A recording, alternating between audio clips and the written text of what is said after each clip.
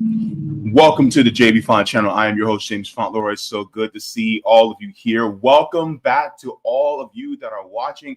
Today is Tuesday, September 30th, 2025, and we are live. Welcome to every single one of you and family too. All right, so go ahead and give a like to the stream. This helps me out to be able to reach more people. So thank you so very much for that. Also, if you guys have not, you guys subscribe to my Substack at jaybefaunt.substack.com. Gives you email notifications whenever I go live, upload clips, or write any articles. And if you guys would like to also as well, you guys can also ask questions and I video respond through QBounty. Or if you guys would like for me to react to any videos that you guys find interesting on video, you guys can do that too at qbounty.com/Jaybefaunt. So thank you so very much for that there.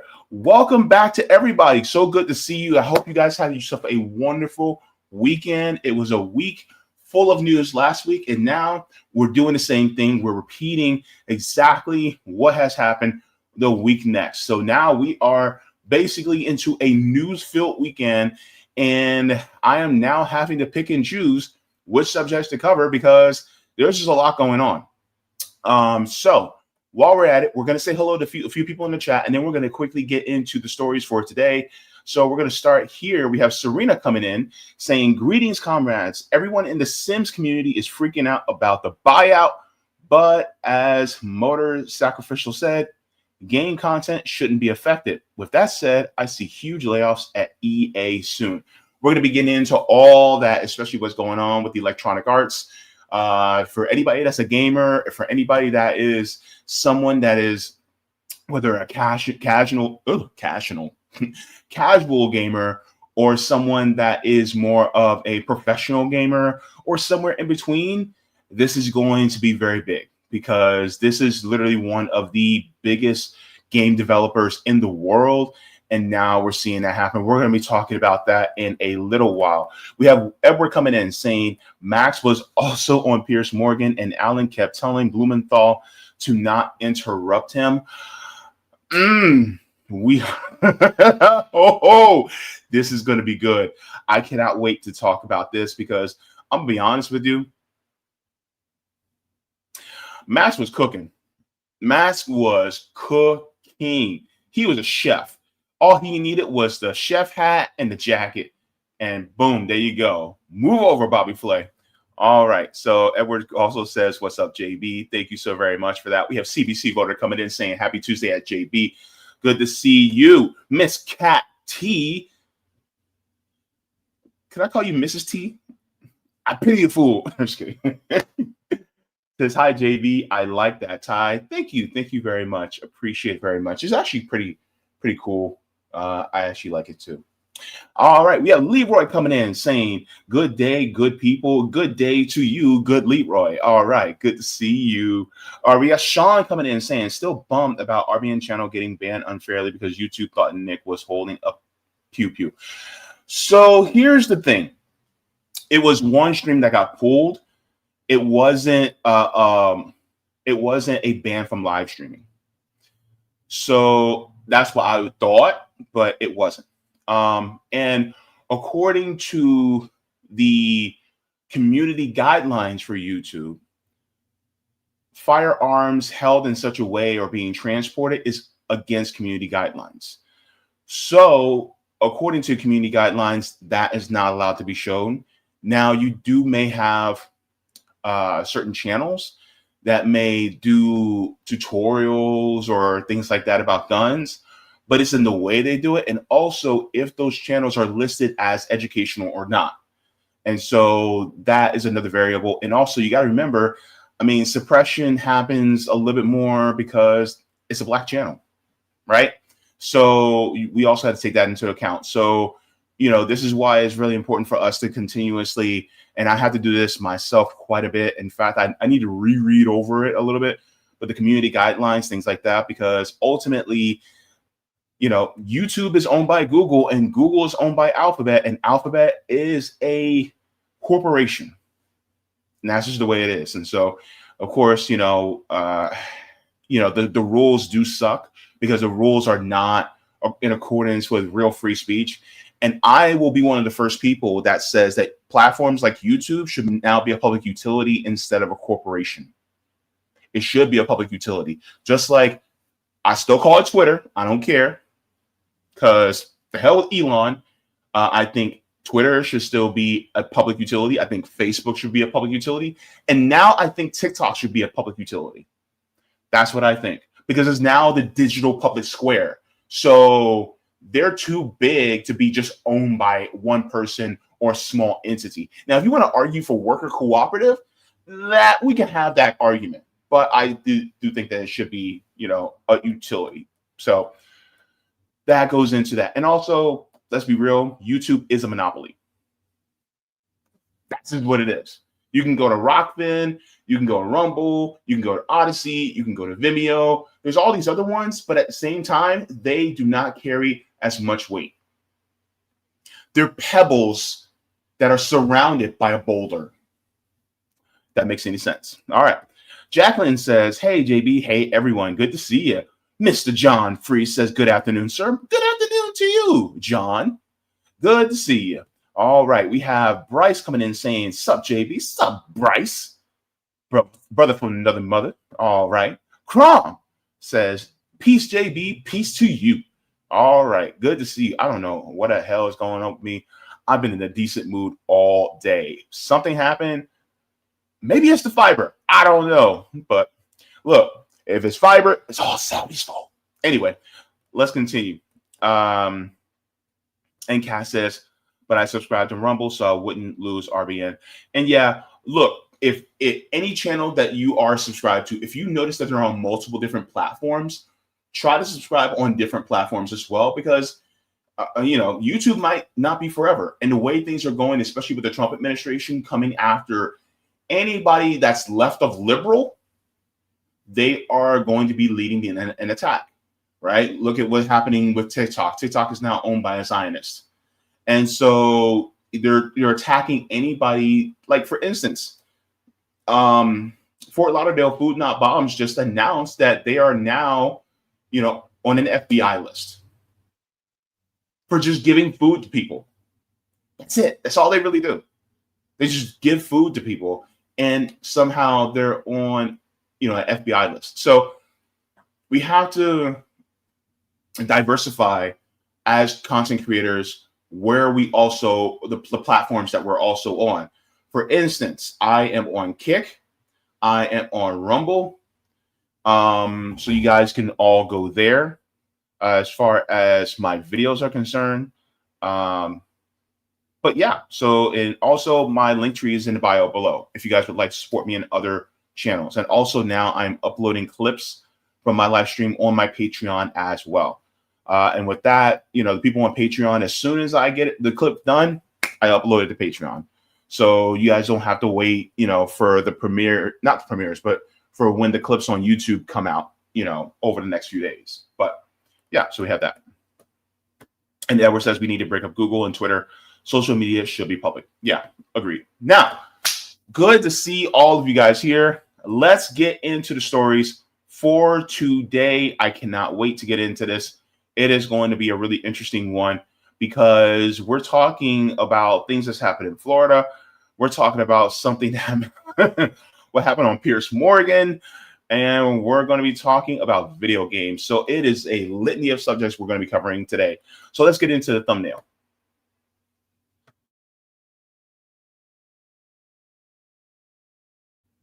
All right, so we're going to be getting into some of these subjects we're going to be covering. So later in the show today, we're going to be talking about Max Blumenthal, and he pressed Alan Dershowitz.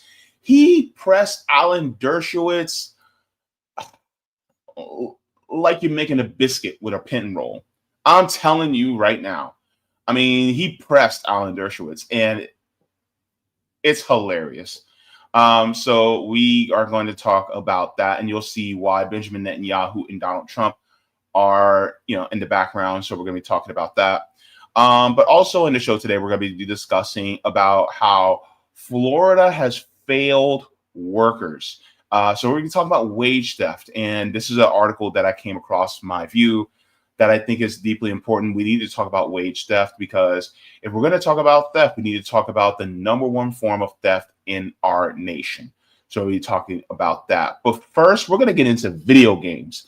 And yes, that is Jared Kushner, who is the son-in-law of Donald Trump. What does he have to do with this? This is very interesting because it shows that there is some nefarious actions going on with the ownership of these gaming developers. So we're going to be getting into that right now with the takeover. So here we go. Is this the end? This is what we're going to be getting into. So let's get into this. Anybody that's a gamer knows the EA Games logo. They know Electronic Arts. Electronic Arts has been around for decades upon decades, making a lot of games. One of the most famous games is the Madden NFL series. I remember back in the day,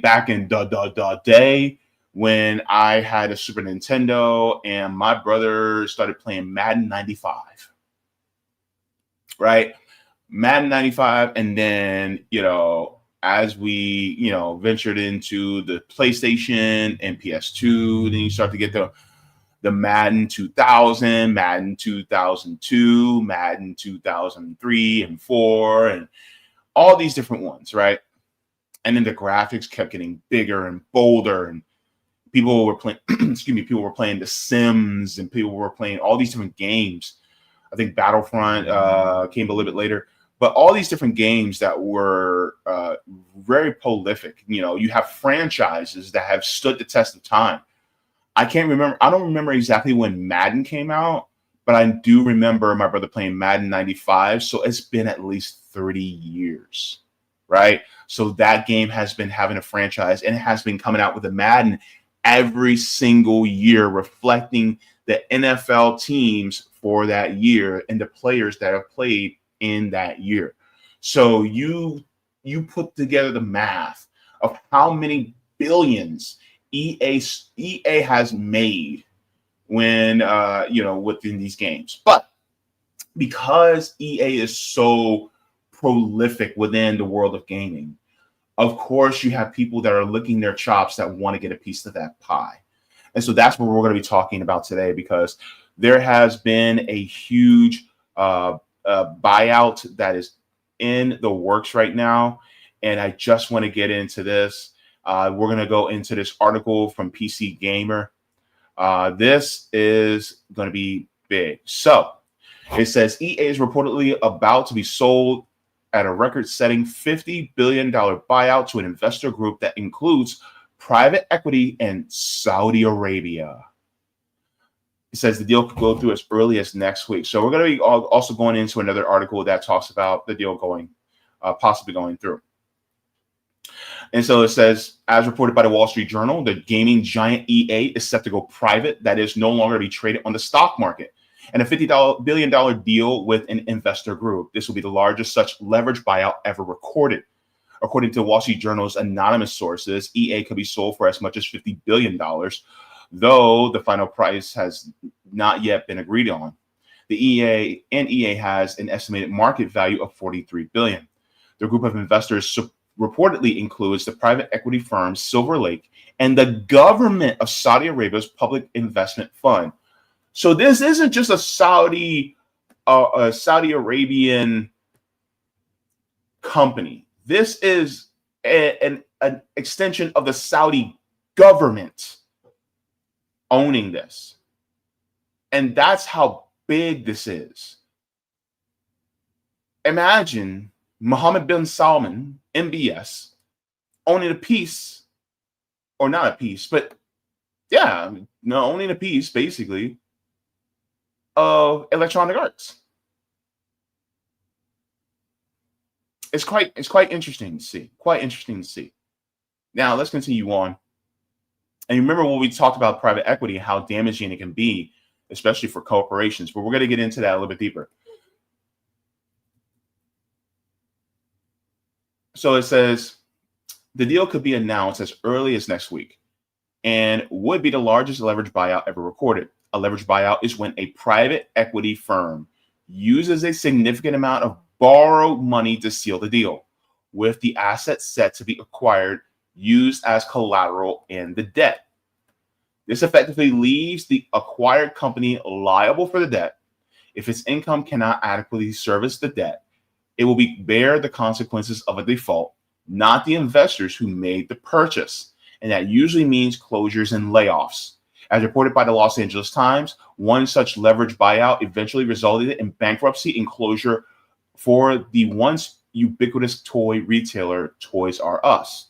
The fact that the reported cost of the deal, up to $50 billion, is close to EA's estimated value, what's $7 billion between friends, could give reason for optimism that EA's debt burden would be proportional to its means. Even aside from the eventual bankruptcy, though, there is precedent for acquisitions like this and causing massive disruptions to the company. Microsoft, now I think I talked about this last year, Microsoft cut 1,900 jobs at Xbox in January of 2024, shortly after its acquisition of Activision Blizzard. And Blizzard Entertainment was heavily affected in particular. So here's the thing, and a lot of gamers will actually tell you this. Quality goes down. When you have cutting of developers, when you have cutting of services, and sometimes the cutting of developers means not necessarily always firing, but they cut things like pay, they cut things like benefits. And so these developers are like, you know what? Peace, I'm out. I'm out because you guys aren't paying a decent wage. You guys aren't giving, as far as benefits, what we need. And so therefore, we're going to take, our computer and go elsewhere. We're going to take our skills and go elsewhere.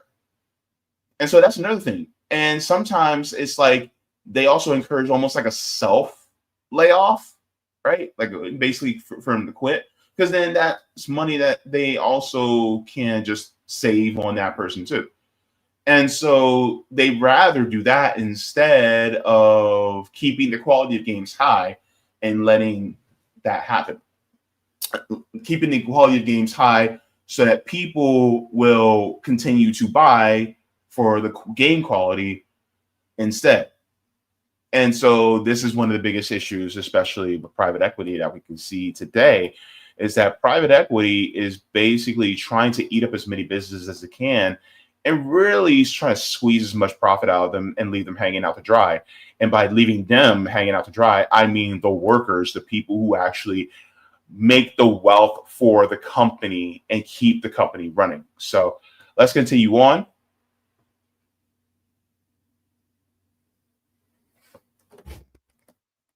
It says the other known quantity in the reported deal, the Saudi Arabian Public Investment Fund, has been making inroads in games for several years as part of the multifaceted push into global media and entertainment. These has included sports, Saudi Pro League football, LIV golf, and the Professional Fighters League, entertainment and investment in Hollywood films, ownership stakes in gaming companies like Nintendo and Capcom, including a 10% stake in EA prior to this deal. Ownership stakes in Nintendo and Capcom is massive. So when you Nintendo, you start to think of things like Super Mario, right? And now, you have, Sega properties that are being used on Nintendo, like Sonic the Hedgehog. Capcom, you can think of things like Mega Man and Street Fighter and many other, Resident Evil. All these different types of properties and franchises that exist within these different entities. And so you have that as well. So sports entertainment. Saudi Arabia made a $1 billion deal in 2018 to host the major WWE events in the kingdom. And the promotion recently announced that WrestleMania 43 will be held in Riyadh, in 2027. Critics of the Saudi Arabian government have called this practice sports washing, or using a growing influence and ubiquity in the entertainment industries to distract from the government's human rights record. And yes, human rights record, because Saudi Arabia, a lot of people will talk about how they have ultra conservative policies within their country. Ultra conservative. And so this is what they talk about. And the thing is like, it's not like Saudi Arabia is one of those countries where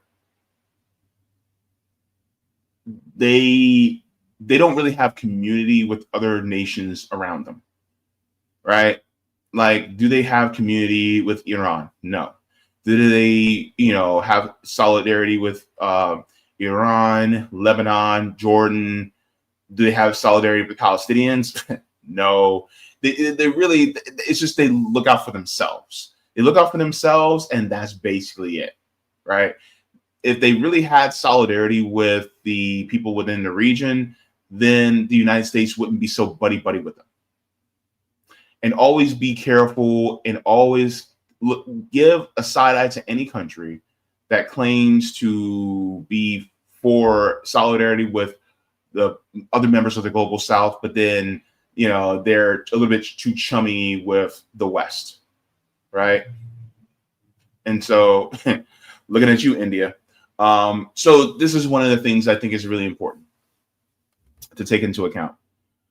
And so it gets deeper as we take a look deeper into this. But it's not just this as well.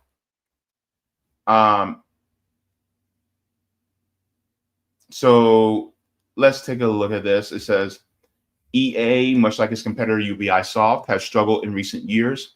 Once formidable titans, both have been left behind as the consolidation efforts have turned Microsoft and Sony into unassailable super heavyweights.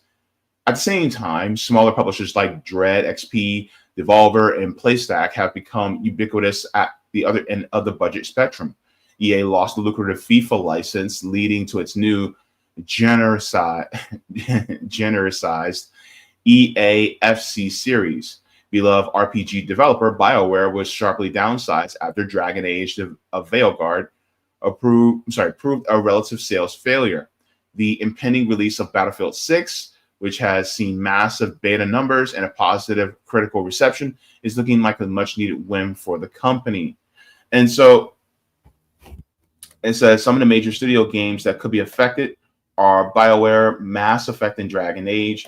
Respawn is Titanfall, Apex Legends, Star Wars Jedi series, DICE and other Battlefield studios, Battlefield and Mirror's Edge.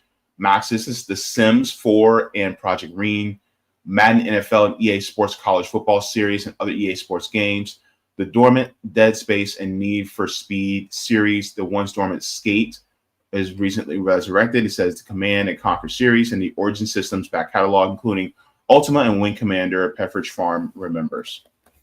So that's the thing about this, is that they are, my biggest thing about this is that it's pretty much obvious that what's going to happen is that there's going to be a lot of mass layoffs. There's going to be a lot of cuts. And so the games are really going to take a hit as far as quality.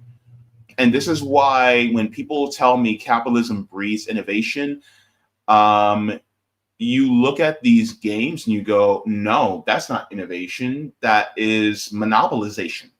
And that monopolization, what it does is that it says that, okay, we are the big person in the room. We're not just the biggest person in the room. We're the only person in the room. And you have no other choice but to choose us. So we can go down in quality and you'll still take us no matter what. And so that's really ultimately how it is. And this is why private equity is damaging. Now, is this going to be affecting the lives of people, of working people? Not in general when it comes to workers that aren't in the video game industry, but this will still affect workers who work in the video game industry nonetheless. And so we can see mass layoffs that will happen, especially when it comes to a lot of these game developers. I mean, developers really are overly exploited as it is, especially when it comes to what they call crunch time, when right before a game is starting to come out. And then on top of that, these game developers like Electronic Arts, one of the things that they do, why they're so profitable, is because they do things like the DLCs, which is downloadable content, which means that the game essentially isn't completely finished, but they will have these DLCs, and then you have to pay for the DLCs in order to finish the game, basically, or to improve on the game. And then you have things like what's called microtransactions. And those microtransactions mean that when you're playing, in order to be able to beat it or do even better in the game, you literally have to buy with actual money certain, skins or its improvements, things like that. And then they make more money hand over fist for a game. And so a game that may cost $70, by the time you figure in microtransactions and DLCs, you're spending about $140, $150 for that same game. And this is how they're able to make hand over fist. And now with that, plus they're cutting out the game developers, cutting out the devs, and trying to work with a skeleton crew. Then, and on top of that, you're cutting pay, you're cutting benefits, you may be cutting out real estate, so you may be selling off some of the buildings that these games are developing. Then they're going to be raking in even more money on top of that while lowering the quality of the games. And you'll still be paying $70 for a game, and you'll also still be paying another $70 to $80 for DLCs and the microtransactions. So then, even though technically they're saving money, are you saving money? No. And that's how it goes. But this gets even deeper, because now we're going to be getting into how it is affected by our government. The United States government really has 6 degrees of separation when it comes to this. And I want to get into this from the AP. So this is actually came out about a day ago. It says video gamer Electronic Arts to be brought in largest ever private equity buyout valued at $55 billion. So now we're $5 billion higher now. Okay. This came out yesterday. Now, it says Electronic Arts, the maker of video games like Madden NFL, Battlefield, and The Sims, is being acquired by an investor group, including Saudi Arabia's Sovereign Wealth Fund and the largest private equity funded buyout in history. The investors, who also include a firm managed by Jared Kushner, President Donald Trump's son-in-law, and the private equity firm Silver Lake Partners, value the deal at $55 billion. EA stockholders will receive $210 per share. The deal far exceeds the $32 billion price tag to take the Texas utility TXU private in 2007, which has shattered records for leveraged buyouts.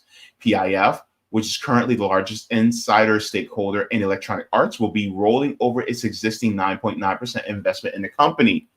The commitment to the massive deal is in line with recent activity in the gaming sector by the Saudi fund. So it says, let me go down here. It says PIF also has a minority investor in Nintendo.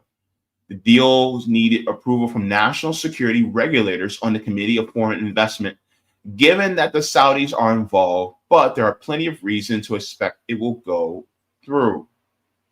Here's the funny thing.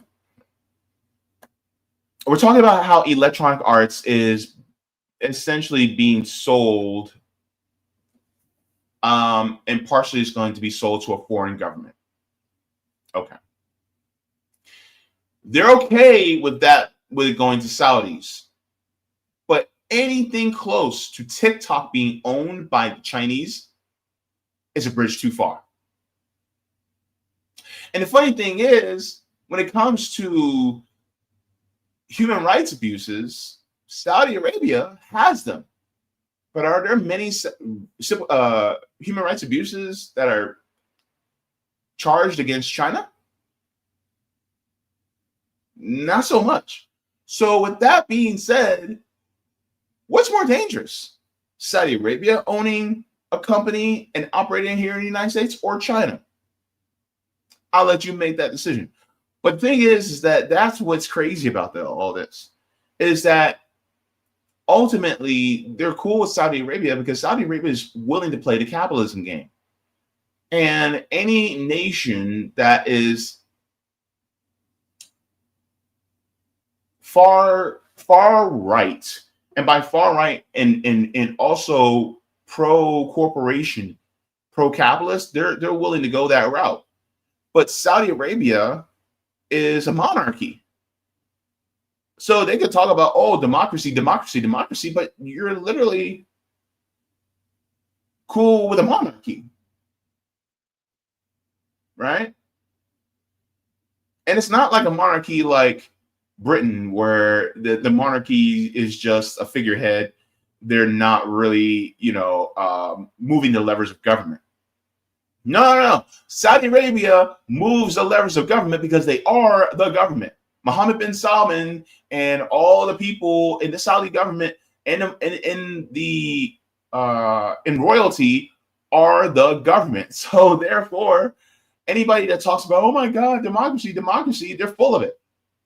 Because the thing is that Saudi Arabia is a monarchy.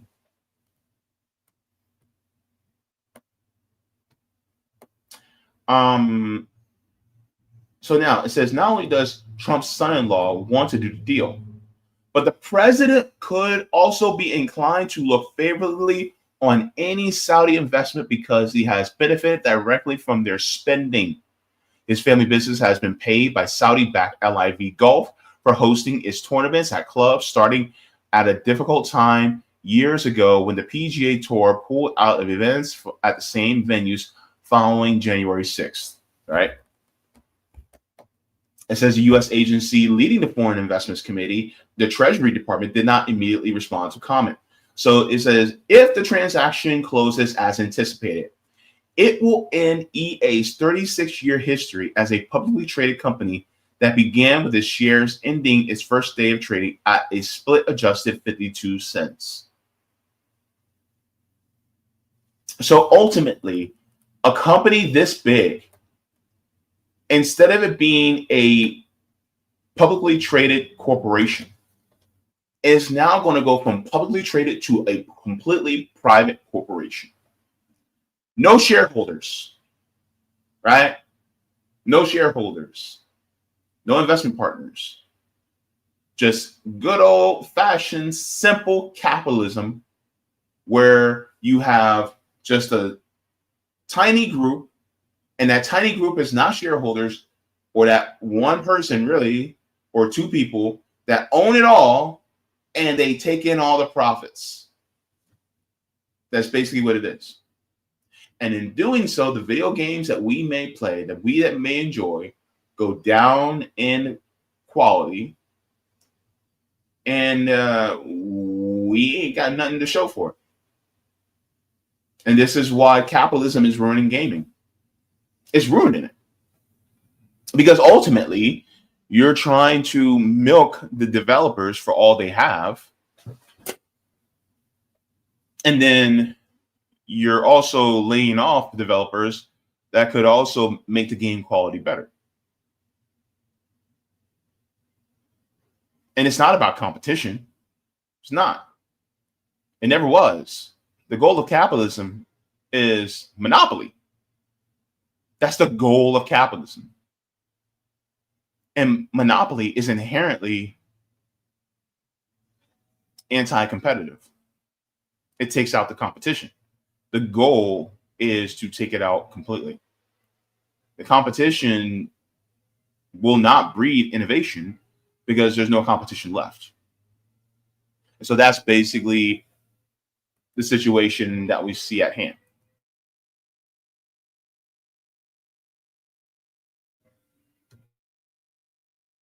I hope you guys don't hear that engine in the background. But anyways, so this is what's happening basically as far as the gaming sector is concerned. I see no hope for any of this at all. We see what happens with a lot of different companies when they are subject to private equity. this could mean that within, I'd say, between 7 and 10 years, we're not going to see Madden anymore. The Sims is not going to be seen anymore. Unless somebody buys that franchise and then they take it over, it would have to be another game developer. You know, the Battlefront series, all these different games, they're going to end them. They're, you know, and that's the whole part that is worrisome, especially if you're a gamer and you enjoy these series and you have enjoyed these franchises for a long time. So this is exactly what's happening within a system like this. And yeah, it's not good. And people say, well, JB, this is just video games. And it's like, yeah, it is just video games. But at the same time, video gaming is a, you know, industry that is worth billions and billions of dollars. Number one. Number two, this has to do with workers, man. And people are trying to feed their families. This is why it's so important. This is why it is necessary that we talk about this. And, you know, on top of it, it's just the principle of them taking out the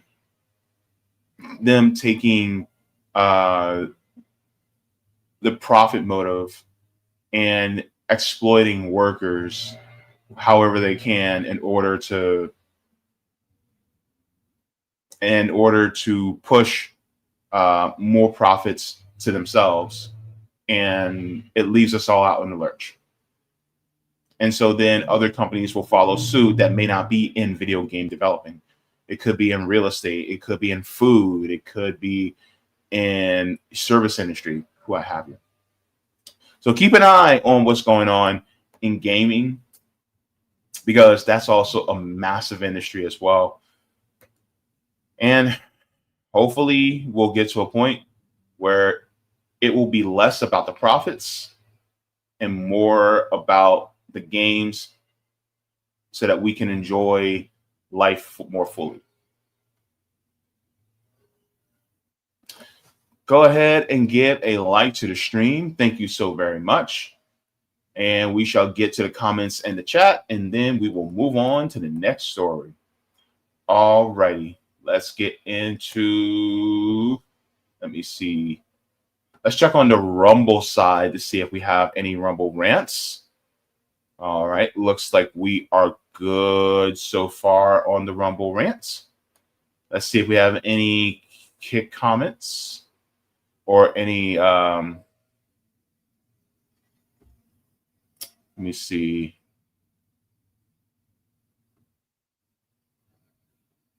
Any gifted subs? We're good there. All right. So let's go in these comments here.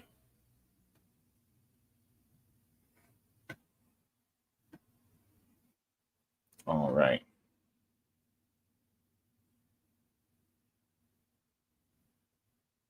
Let me see. All right.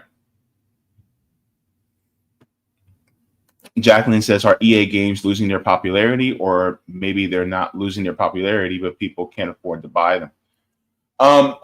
So from one gamer I've heard is that their quality has been going down.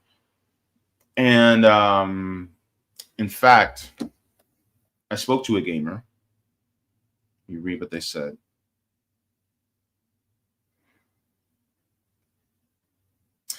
I say, of course, their games will get worse with this acquisition, but it's EA. They're already a company very well known for choosing capitalism over actual game quality. So yes, as far as game quality is concerned, they have been choosing the profits above the quality of the games already. And so it's like it's going from a bad thing to a worse. But also, can people afford them? Well, let's put it this way. More and more people can't afford barely their rent, their mortgage. People can't afford, groceries like they should. I came across a story which I want to talk about. I might end up doing a video about, but how for a lot of people their electric bill has went up over 200%. So you have all these different things that has happened over the last 7-8 years. And, what are some of the first things that get neglected in purchase? Well, video games, because it's not seen as a necessity. And so if it's not a necessity, people are just going to go by the wayside.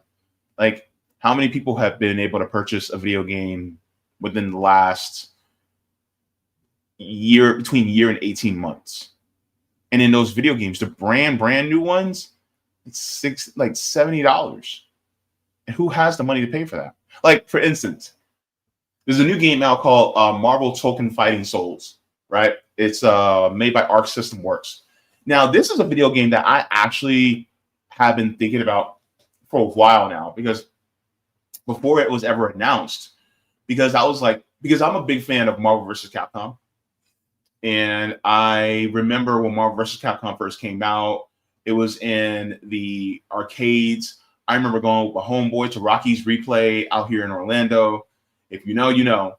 And we would be playing, and there'd be some dudes, they already knew how to do the infinite combos. And so you would try to go up against them, and then next thing you know, if they caught you with Magneto and that infinite combo, oh, you might as well just watch the bar just inch down to you're gone. KO. You win. You lose. Basically, that's how it was. But anyways, and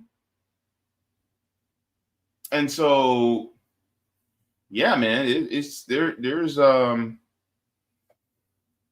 lot of nostalgia associated with the games that I have, but it's hard to be able to afford these things nowadays unless you can get something for cheap.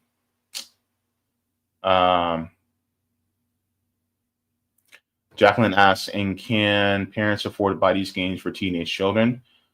It depends if they're able to, but that's the thing. It's like everything else comes before that,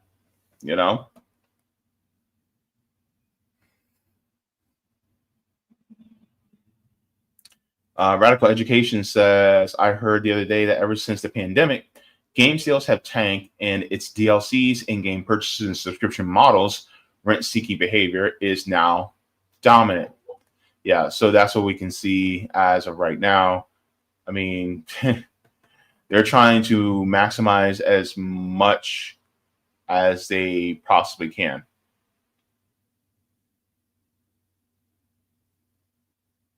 Assure says, is Max coming on? No, he's not a guest. I'm talking about, I'll be talking about an appearance he made. Let me see.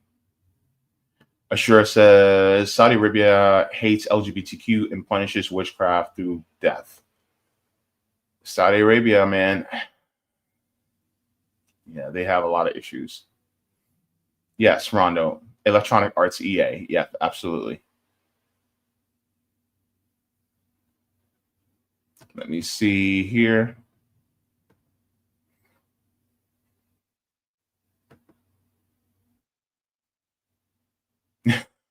Rondo says that's why it's going on 12 years for the new GTA to be released. Yep. Sila says, perhaps something for gamers to reconsider is when renting or subscribing to these monopolizing business model. Yeah, of course. Yeah.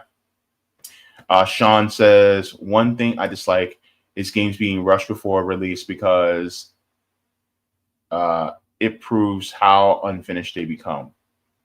Yeah, absolutely.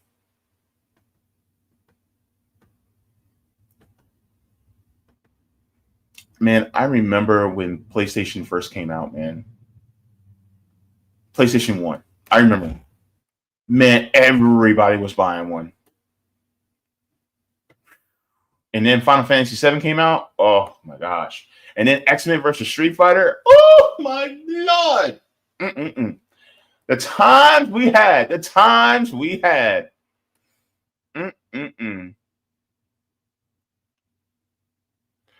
Bender says EA is too much pay for play nowadays. Yeah. Remember back then when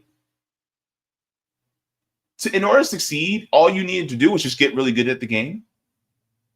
Now, in order to succeed, you actually have to spend more on the game in order to be able to succeed. That ain't right. We shouldn't have to do that. I mean, I'm just saying.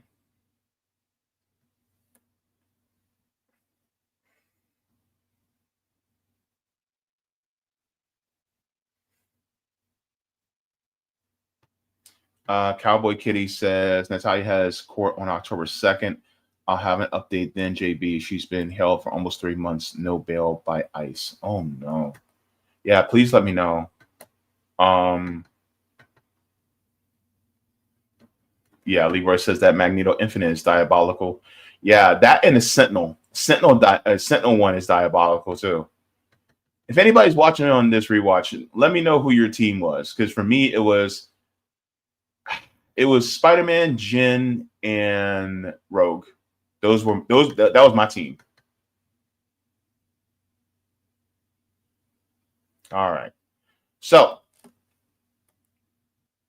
let's first do this. I want to give a shout out to the patrons on Patreon, and then we'll move on to the next one. All right. So let's get into this. Now, shout out to the patrons. Thank you so very much for becoming a patron on Patreon. This means the world to me. And here are the tiers. We have Mega Jaybefaunters, Super Duper Jaybefaunters, Super Jaybefaunters, Jaybefaunters. We have Comrades, Solidarity, and JB members. And I want to say hello to new member, Henry Wagner. Give it up for Henry Wagner for becoming a patron on Patreon. Thank you so very much. Another one. All right. So another one. Yeah, definitely. All right. All right, everybody. So thank you so very much. Also, just to let you guys know, yeah, my channel is also demonetized. So if you guys would like to, you guys can also support the channel through Patreon or PayPal. So yes, we have that there. All right. So is everybody ready to go to the next one? Absolutely. That's what we're here for. So let's get into the next one. We're going to be talking about, man, this is going to be interesting.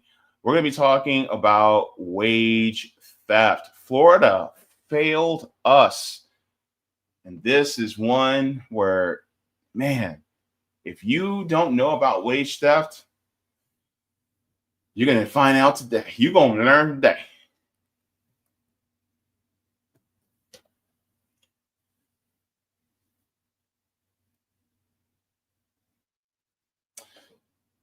Remember the movie Friday?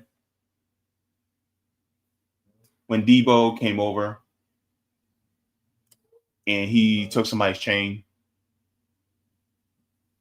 And he was like, man, my mama gave me that chain. He's like, that's my chain. This is corporations. They are the Debo of real life. They Debo you any and every chance that they get. They Debo you every single time you take a look at your paycheck. And a lot of people want to go, but oh my God, the taxes, man, the taxes, the government's always Deboing us. You may want to talk to your employer too. Because your employer is also doing the Debo. So I just want to get into this as well. All right. So there's an article that recently came out that I think bears the attention, or the attention is needed from everyone. So this is out of Orlando Weekly. It says Florida AG candidate vows to enforce minimum wage law if elected. So this story has less to do with the candidate for AG, for Attorney General. It has more to do with wage theft, and that's what I want to really get into. But let's get into this. So Florida will see its minimum wage rise to $14 per hour on September 30th, thanks to a ballot initiative approved by Florida voters in 2020. So I remember voting for this ballot initiative. And yet the state has no state agency or division authorized to actually enforce Florida's wage laws, meaning if a worker believes their boss is failing to pay them all of what they are owed or is stealing their tips, they have very few options for recourse. So here's the thing. For those of us who may live in other states, right? You can live in Georgia, Louisiana, Illinois, Nebraska, Oregon, Washington, New Hampshire, New Jersey, Virginia, whatever, right? Many of these states have a state agency that is, basically for workers, right? And so they oversee, how workers are being treated. They also can enforce these laws, things like that. Florida does not have it. We do not have that apparatus in Florida. That was taken out years ago. As we read further, we're going to see when it was taken out and who was responsible for that. But we do not have a basis for protection for workers in the state of Florida. And so workers in Florida get screwed every single time. And we get screwed more than any other state.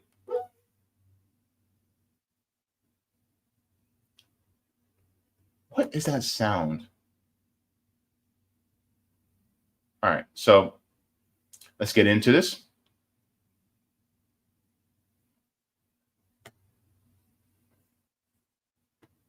All right, so it continues. It says, and yet the state has no agency or division authorized to actually enforce Florida's wage laws. Meaning, if a worker believes their boss is failing to pay them all of what they're owed or stealing their tips, they have very few options for recourse. Since 2005, the year Florida first established its own state minimum wage in the first place, just one state official has the authority to hold employers accountable for ensuring workers are paid at least the minimum wage: Florida's Attorney General. Under Florida statutes, the state attorney general has the power to impose a fine of $1,000 per violation, payable to the state, for any employer found to have willfully violated minimum wage requirements. It says, however, there is no evidence that the attorney general's office has ever done this in the 20 years they have had the authority to do so. A report from the Economic Policy Institute found that Florida has the highest minimum wage violation rate of the 10 most populous states in the country. And research indicates that as the minimum wage goes up, so too do employer violations. So this is one of the biggest issues that we see here in Florida. More pay means more violations. And that's the part that stinks. Because employers want to keep that money for themselves. And so it goes up at a commensurate rate. It's quite bad, right? All right, let's continue. This is an analysis by the Florida Policy Institute and Rutgers University Center for Innovation in Worker Organization found that after Florida's minimum wage increase in 2005, the state's minimum wage violation rate more than doubled to 17% by the end of 2007, disproportionately affecting workers in agriculture, real estate, and the service industry. These are also deeply employed by people who might be immigrants. Just to let you guys know. That's also another point that is not mentioned here. It says establishing a strong enforcement mechanism for catching minimum wage violation and holding violators accountable for cheating workers of their hard-earned wages, however, hasn't been a priority of the state attorney general's office. The office is currently led by Governor Ron DeSantis' ally, James Uthmeier. Doesn't even mention it on his website. And that's the only state agency that's able to do so. Now, it talks about the Wild West of labor law.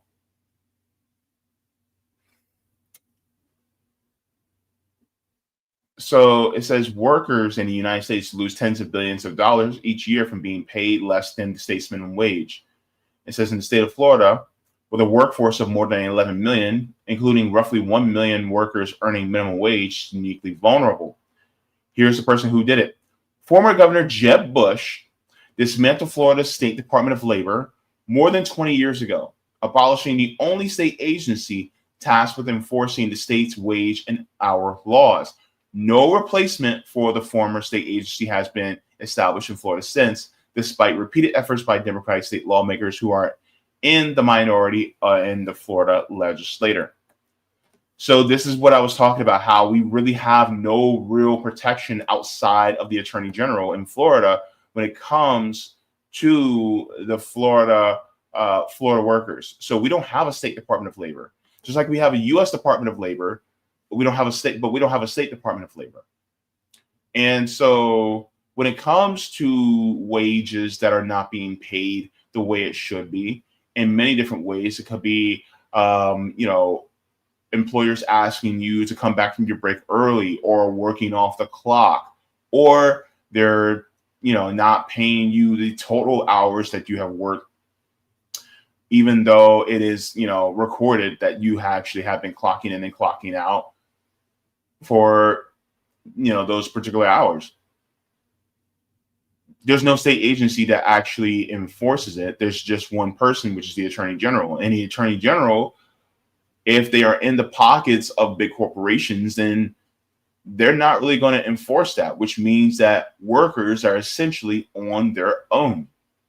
And as well as enforcing the minimum wage laws that are supposedly upheld within the state of Florida.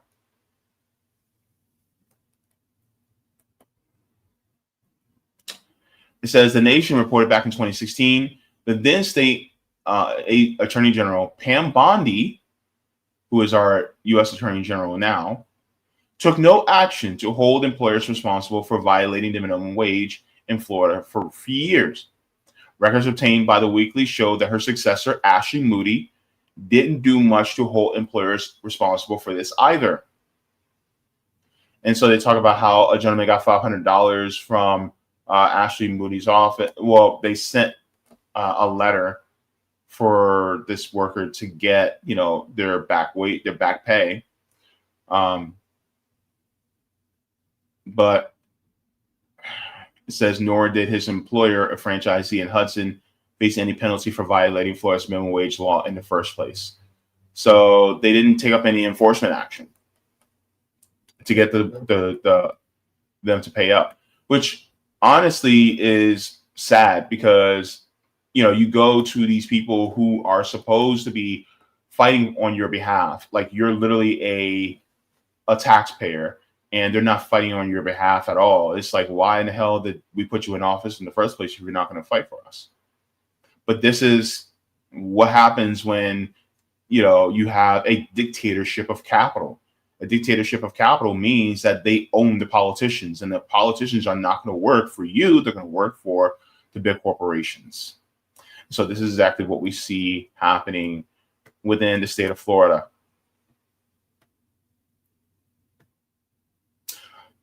So, of course, Uthmeier was appointed since Ashley Moody is now basically in Marco Rubio's Senate seat. And that's Uthmeier right there, who's the state attorney general. I think he's a little bit younger than me.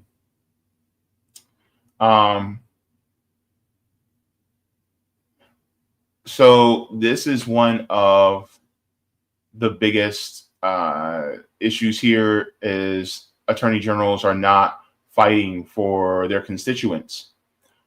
This talks about how in Massachusetts, they are securing back pay for workers by the millions of dollars. Here's in Massachusetts. You have in New York with Letitia James.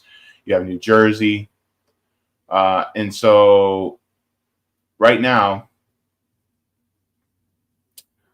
it says the idea that employers can illegally cheat workers of their lawfully earned wages in Florida without facing repercussions is a thought that is especially troubling, with Florida's minimum wage set to go up at the end of the month, which is today. It says under the ballot initiative approved by 61% of Florida voters in 2020, Florida's minimum wage is on a gradual path to reach $15 next September 30th. It is currently $13 for non-tip workers and $9.98 for workers who earn tips. On September 30th, 2025, which is today, that minimum wage hourly rate will rise to $14 per hour for non-tip workers and $10.98 for tip employees.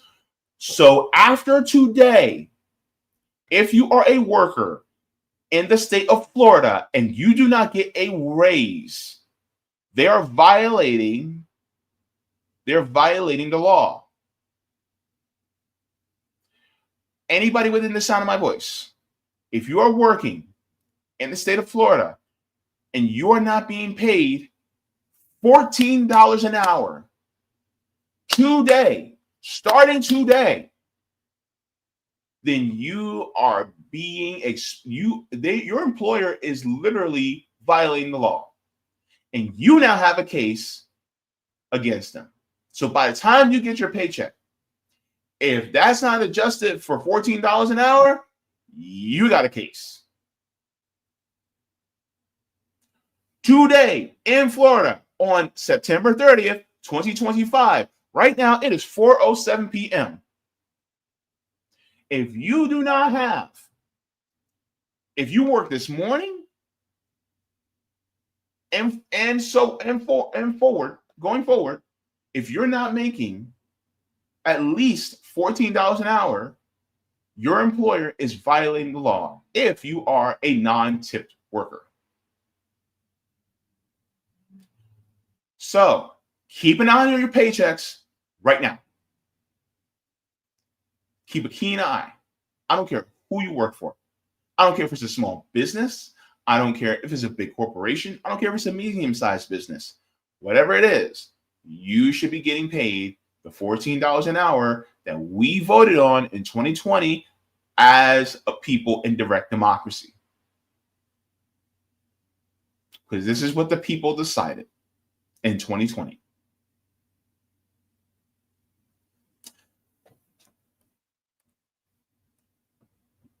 Let's continue. And if you are a tip employee, like a server, or let's say you're a valet or something like that, you need to be making $10.98 minimum.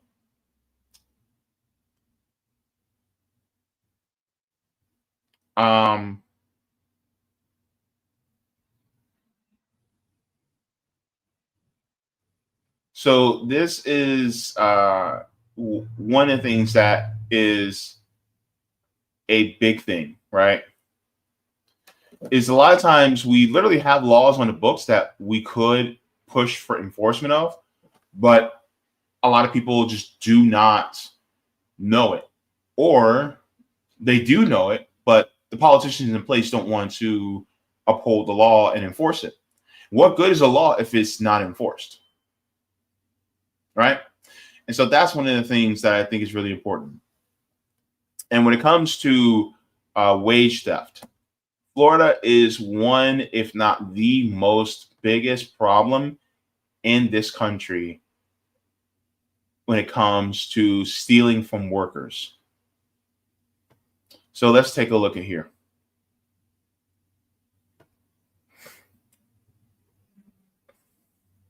This is from the Economic Policy Institute. It says an epidemic of wage theft is costing workers hundreds of millions of dollars a year.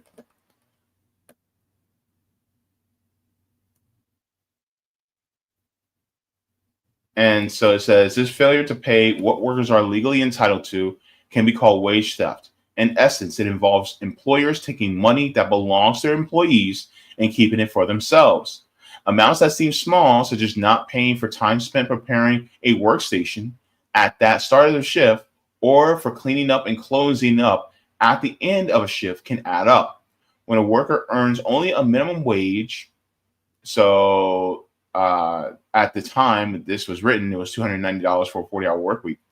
Shaving a mere half hour a day from the paycheck means a loss of more than $1,400 a year, including overtime premiums. That could be nearly 10% of a minimum wage employee's annual earnings. The difference between paying the rent and utilities or risking eviction and the loss of gas, water, or electric services. And so it says survey evidence suggests that the wage theft is widespread and costs workers billions of dollars a year. A transfer from low-income employees to business owners that worsens income inequality, hurts workers and their families, and damages the sense of fairness and justice that a democracy needs to survive. Since a three-city study of workers in low-wage industries found that any given week, 2/3 experience at least one pay-related violation. The researchers estimated that the average loss per worker over the course of a year was $2,634 out of total earnings of $17,616. The total annual wage theft from frontline workers in low-wage industries in the three cities approached $3 billion. If these findings in New York, Chicago, and Los Angeles are generalizable to the rest of the U.S. low-wage workforce of 30 million, wage theft is costing workers more than $50 billion a year. So this is a massive issue. And, Florida is actually one of the top wage theft violators in the whole United States. And so I want to share as well. You see, make sure I get this.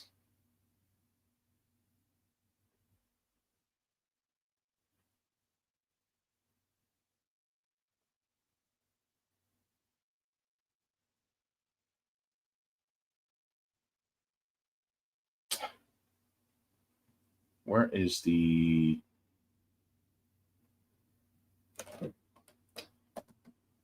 I had this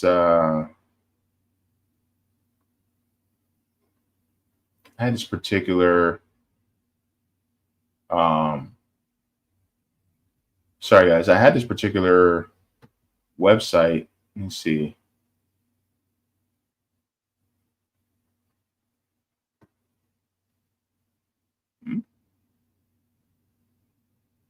Did I lose it?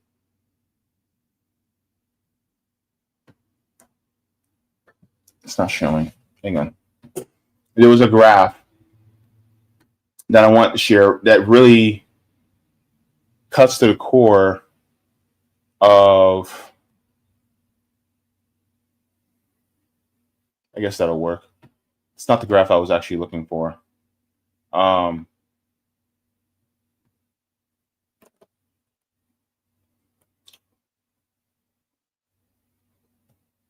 It was a different graph I was looking for, but it's okay. Let's take a look at this. So this is out of the Economic Policy Institute as well. It says share of low-wage, minimum wage eligible workers experiencing minimum wage violations by state. So I want you guys to take a look at this. Here's Florida at the top. So it's 24.9%.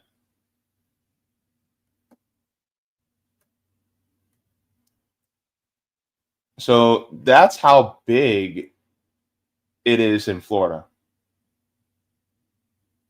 It's ridiculous. It says Florida's high rate of minimum wage violations is noteworthy for two additional reasons.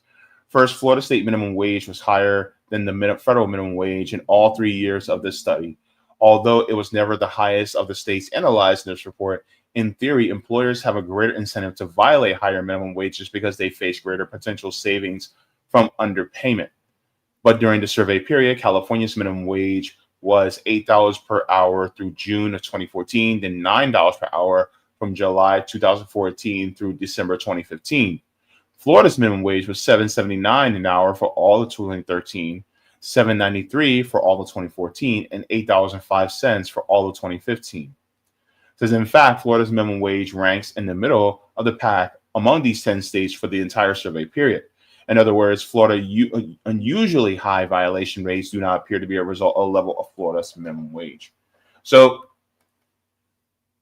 this is why I was saying that Florida is the top as far as the violator of minimum wage law, right?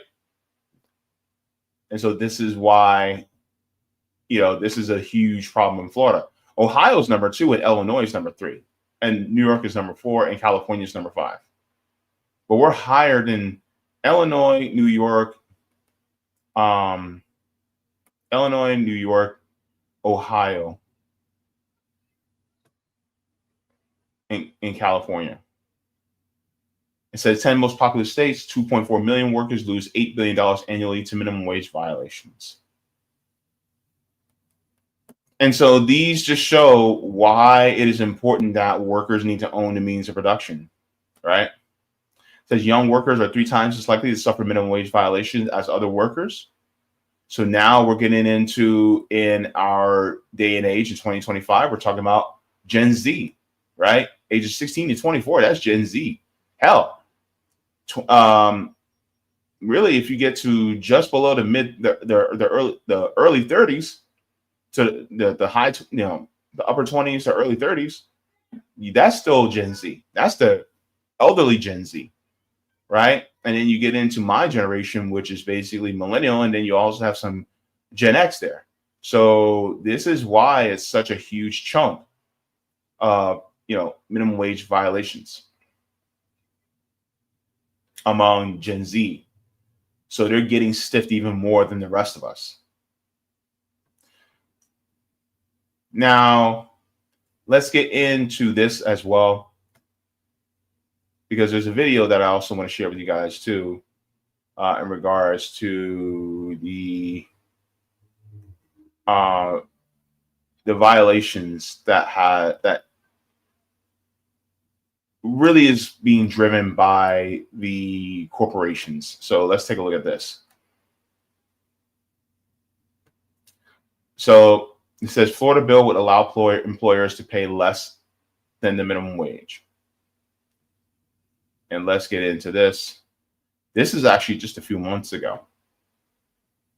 Republican lawmakers want people to have the option of earning less money in order to land new jobs. Democrats call it an attack on the state's minimum wage amendment passed by voters. Here to sort things out is Western News political reporter Greg Fox.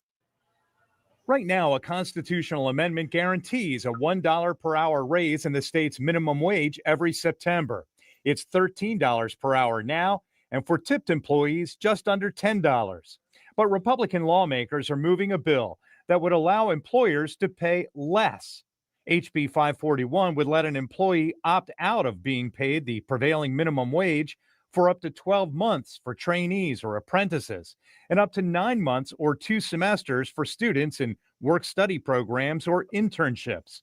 Employers would also be barred from coercing prospective hires into agreeing to earn less. So this is a horrible thing, right? Because now you're basically trying to talk, or you're trying to give the option of workers to be able to make less just so that they can get the job. And then also it's going to be less because now you can train them. But then once they learn how to do job, and how long is training? Training could be, I've never heard of training being more than 3 months. So by the time you hit your 90 days, so then what? You got another 9 months that you're going to be receiving that low ass wage because you wanted to get the job? Like, no, like you're potentially paying for that training. And so therefore that worker should get paid that wage that is the regular wage. And then once they are actually proficient at doing the job, then they're doing the job, right? And I don't agree with this, because the thing is, it's like, this is just a way for employers to skirt around the minimum wage law, because if they could, they would pay even less. And so this is basically what they're trying to do. And I don't agree with that. And they're using the government in order to be able to shift so that workers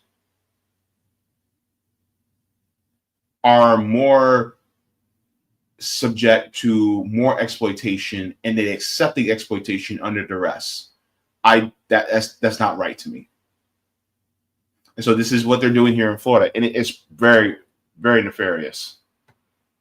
According to students we talked with here on the campus of the University of Central Florida, they think this bill is taking workforce pay in the wrong direction. I mean, we have a lot to pay for here, and a lot of kids don't have the financial ability to have scholarships and everything else. I mean, I totally disagree with this. Some people just need it just to get by, you know? It's sad, but predictable. Attorney John Morgan financed and successfully passed the 2020 minimum wage measure. He says Republican lawmakers are just following direction from their corporate donors. And okay. How do I approach this? Is John Morgan right? Yes, he is correct. But number one, Democrats do this too. But also, John Morgan's a billionaire. He's one of the only billionaires that still lives in the state of Florida. He's a billionaire. Therefore, it's like, dude, you're hoarding wealth. You actually have no room to talk in this situation. Also, Wesh, why are we talking to a billionaire about this? Yes, did he help fund the ballot initiative that helped us to be able to get this put into law? Yes. But after that, John Morgan needs to sit down. And also, you went to UCF to talk to these college students. What about the people who aren't in college? What about the people who are just regular one? Why didn't you guys go by a Publix? Why didn't you go to a Save-A-Lot? Right? Why didn't you guys go to a car wash? Did you guys bother to go to the Florida Mall and talk to the workers over there? Or Fashion Square? Did you guys, get any interviews from workers at Five Below? Yeah, this is my thing. Like, this is why it's so important for independent media to ask these questions, because it's not really being scoped out completely by local media, especially if they're owned by big corporations. So this is why, like, a broken clock is right twice a day, yes, but John Morgan is a billionaire, and he is part of the problem. It's like, okay, I'm going to solve some of the problem while staying as one of the main parts of the problem by, hoarding all this wealth. I don't know. Let's continue. so it's just another example of why Tallahassee does not work for us. But the trades industry, Us? Really, John Morgan? You said us? For us. I'm gonna let that go. But the trades industry, weathering a shortage of welders, electricians, and others in skilled labor, says it needs wage flexibility. What it does is it allows the employee to opt out of that minimum wage, that state mandated minimum wage, in order to gain that experience that they don't otherwise have. The wage bill could go to the House. Hold on, wait. Fluffy dude with the beard. Hang on. What did he say? Hang on. Of that minimum wage, that state mandated minimum wage, in order to gain that experience that they don't otherwise have. The wage bill. Hang on. flag on the play. I got to say something, because people are like, oh, well, they need to get the experience. Experience don't pay the rent. Experience don't pay for that box of cornflakes and that milk that you need in the grocery store. Experience is not going to pay for that bus pass or that gas that you need in your gas tank, right? Can it contribute to you making more? Yes. But at the same time, they need to make that wage now. And so doing it just for the sake of experience, no. Like, in that, you're talking about the minimum. You're talking about the minimum. No, we're not going to pay them less. No. And then what are you guys going to do? You guys going to want to fight for paying them even lower than that? Make it into a slippery slope? Yeah. Oh, you guys are only making $10 an hour now because you guys are in training? All right, well, let's pay them even less. And you know what's crazy? A lot of times when people who need to get the experience, who are going for these internships, a lot of people who usually go for internships are people who actually come from affluent households. And they don't need to get paid because they already got money. Their parents already got money. So then they can just work for free and get the experience. And then by the time they get out, then they can get a job and make a whole bunch of money. You want to know why people who are working or working poor can't do internships? Because they don't pay any money. So if you're trying to pay somebody less, then guess what? Yeah, technically they are getting experience, but they're suffering too. Because while they're getting that experience, they're going to have to pick up a second job in order to be able to pay for rent, electric, food, clothes, phone, internet, gas. They're going to need to pay for that. How do you expect them to pay for that if you're paying them a minimum wage? If you're paying, the minimum wage ain't even enough. According to the National Low Income Housing Coalition, the Out of Reach report, you need to make at least $37 and some change, just short of $38 an hour, and to afford a 2-bedroom apartment in the state of Florida. So if that is the minimum that you need to make, and we're just now getting to $14 an hour today, then that tells me that a lot of these big corporations, especially, they're making hand over fist right now. Now, if you want to argue for the small businesses, for like the mom and pop businesses, we can make that argument about how, okay, well, guess what? What we can do is that we can actually pass a law where some of the pay, about 50, 60, maybe 70% of that pay is subsidized by the government. But they still need to make a livable wage. You can't pay it all? Okay, you pay some, and then we'll pick up the rest until you start to get to a point where you're able to pick up the rest.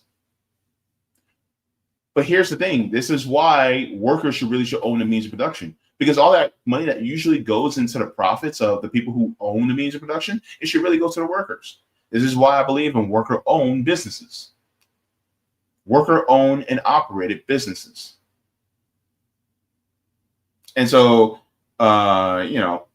this guy talking about, oh, they should just, accept lower pay just for the training.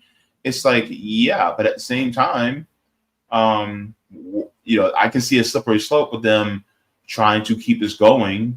And then it's like after 1 year, okay, what if they keep you there?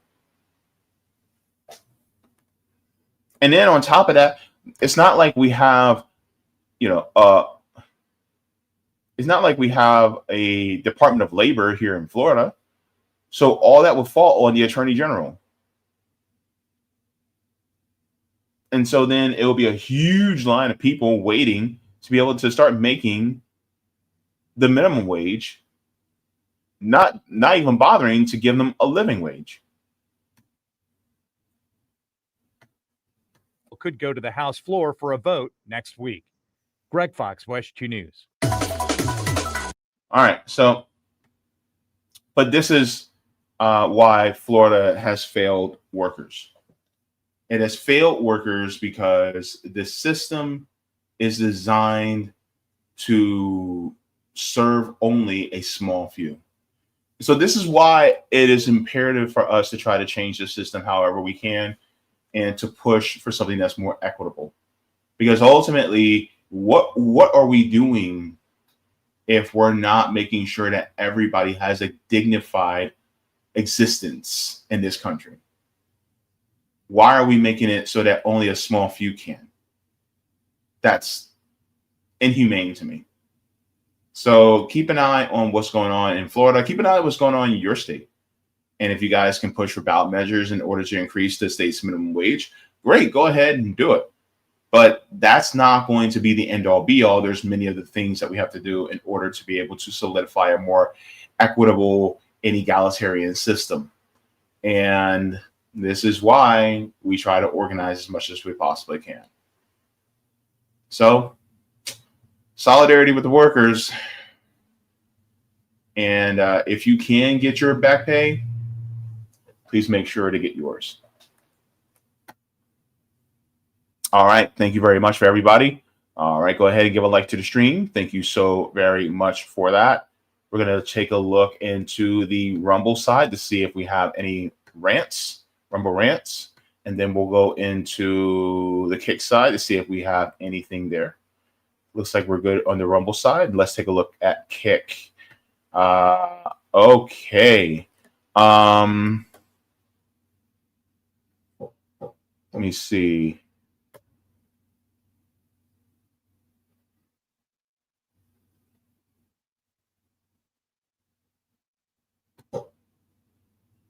All right, so let's go into here.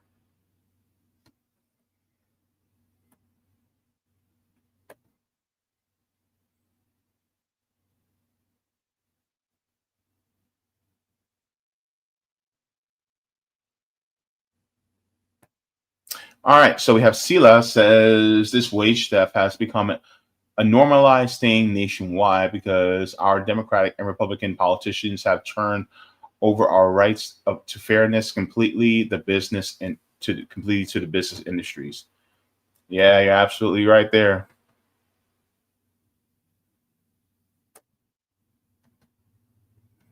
Let me see. Good to see you, Terry. Terry's in the chat. You see, Jacqueline says, I'm surprised the bosses don't dock workers for taking bathroom break, or do they in some places? They're not supposed to because, I mean, just going to the bathroom is just a natural thing. But they would like to. A lot of them would.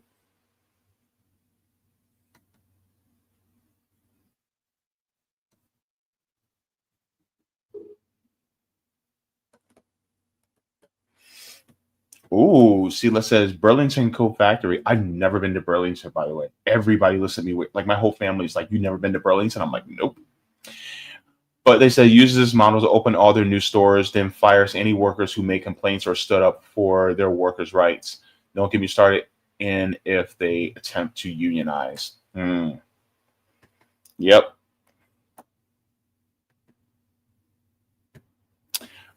Chris says, hi, everyone. Not surprising with this nonsense, how they keep talking to their people who are so out of touch. Yeah. And I'm not saying that people in college are out of touch. It's just we got to talk to people who are also not in college, right? Like you guys went, like they went to UCF, which is fine. Go ahead, go to UCF, but also go to the workers who are not in college right now too. I mean, it's only fair. Christy said, all right, wage flexibility. Like they're trying to come up with all these words to basically mean, oh yeah, well, we can pay you less. And so because you're not worth enough, because you're in training. When in reality, you're doing the work.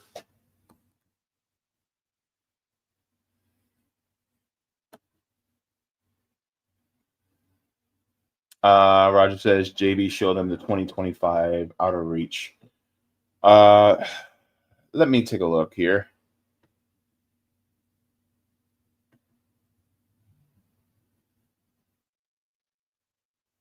Oh yeah, I already have it open.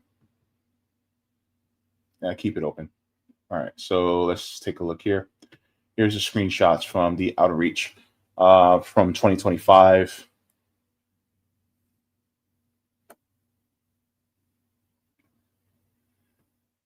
This is Florida. You make $37.27 an hour. Let's go to Illinois. Show you guys just as an example. So in Illinois, you need to make $29.81 an hour to afford a 2-bedroom apartment, right? But the most expensive areas are Kendall County, right? You need to make over $36 an hour. Then Chicago, you need to make over $33 an hour. Then Grundy County, DeKalb County, and then Kankakee. So these are basically the most expensive areas within the state of Illinois, right? And then you also have, let me see, let's go to Nevada. Or as some people say, Nevada. You need to make $32.94 an hour. Number 16 in Nevada. So Las Vegas is $33.65 an hour you need to make in order to be able to afford a 2-bedroom apartment. Then next is Reno, which is, on the lower end of 33, and then Esmeralda, Carson City, and then Douglas. So these are some of the most expensive. And then, let me see. Let's go to Tennessee. I'm just picking random states, by the way. It's number 31. You need to make $27.01 an hour to afford a 2-bedroom apartment, right? And then Nashville, you need to make at least $35.13 an hour. Knoxville is $29.77. Maury County is $28.37. Chattanooga is $27.42. And then Memphis is $26.06. And the funny thing about Memphis, right, is that Memphis is a very black city. And yet you need to make $26.06 an hour in order to be able to afford to live in Memphis. Crazy, crazy, crazy. And let me do one more. I already showed my city, my state. Let's go Michigan. You need to make $24.46 an hour. Most expensive areas are, from what it sees here, Ann Arbor, you need to make $30.90 an hour. Grand Rapids are $27.75. Livingston County is $27.13.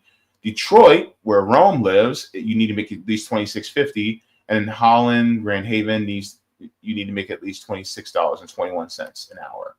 And so this is just how ridiculous it is. And so when people talk about, oh, well, wage theft isn't that big of an issue, wage theft literally dwarfs. In fact, man, let me find this thing.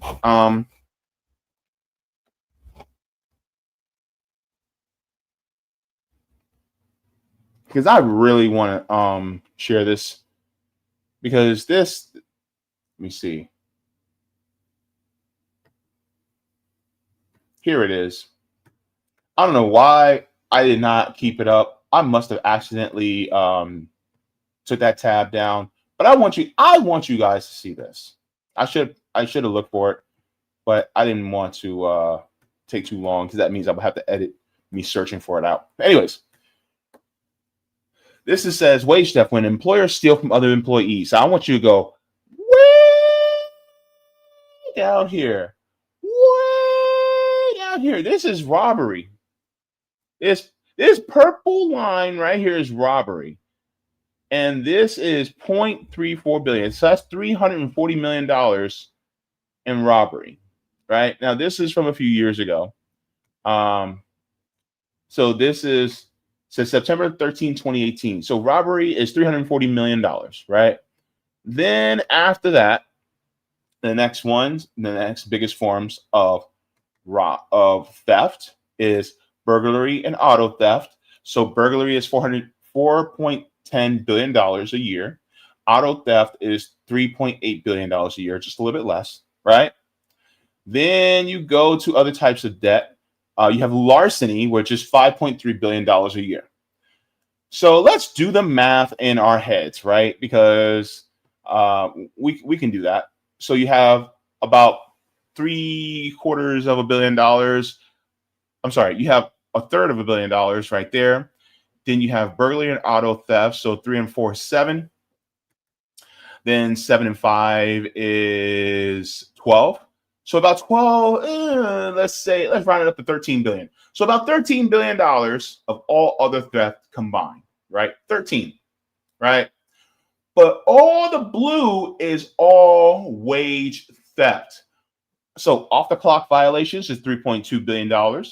Then rest break violations, which is $4 billion. So already you're at $7 billion.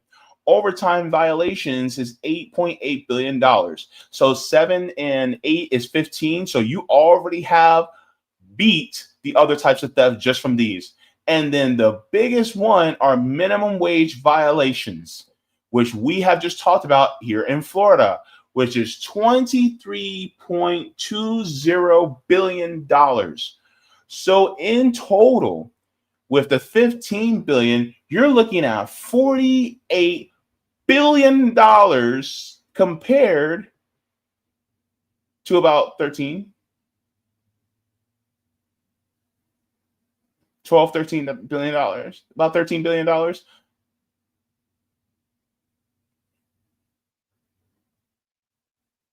billion compared to 13.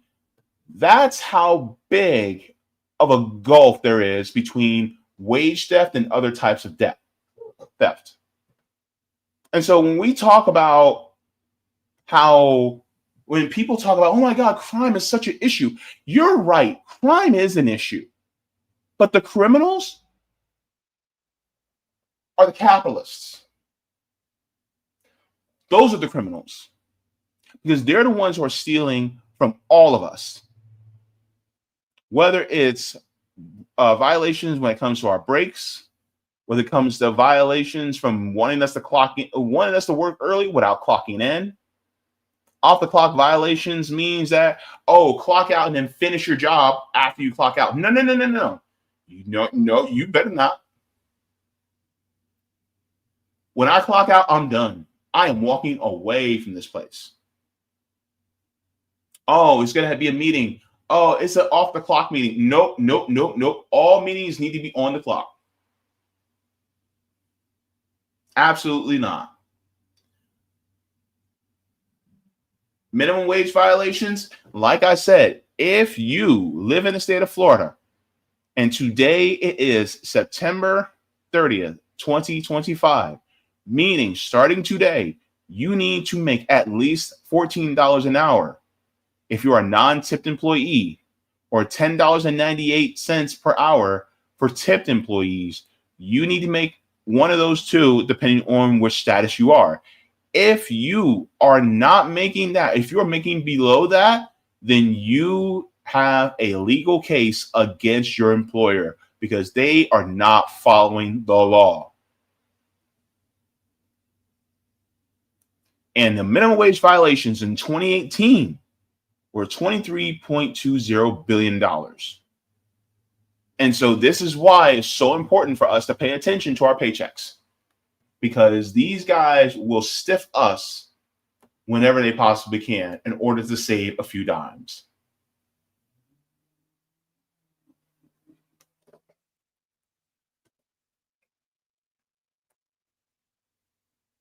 Yep, Kat says it's like employers forget they're human beings and so are their workers. Yep. Sean says I follow and kick and I don't think the chat. Oh yeah, the chat's working. Hang on.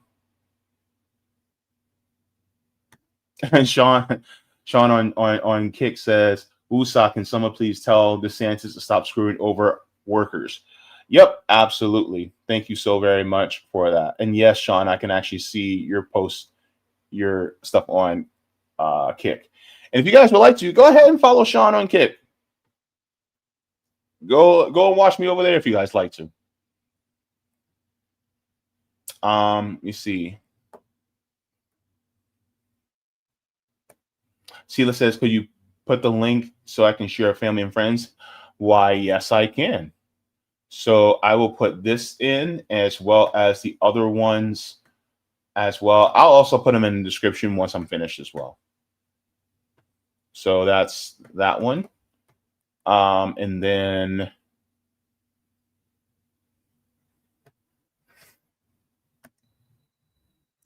I'll share also the one from the Economic Policy Institute as well.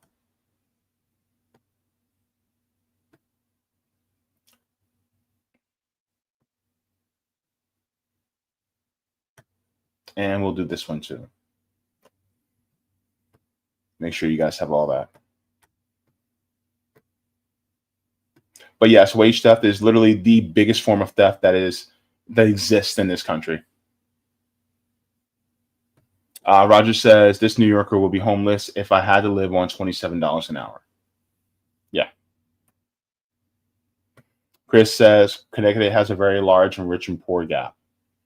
Unfortunately, that's the way it is. Yep. Sheila says, so when we go to our community or township board meeting, we should use this information JB just provided to demand more state city wage theft inspectors and law enforcement be hired to improve quality of life. Yep.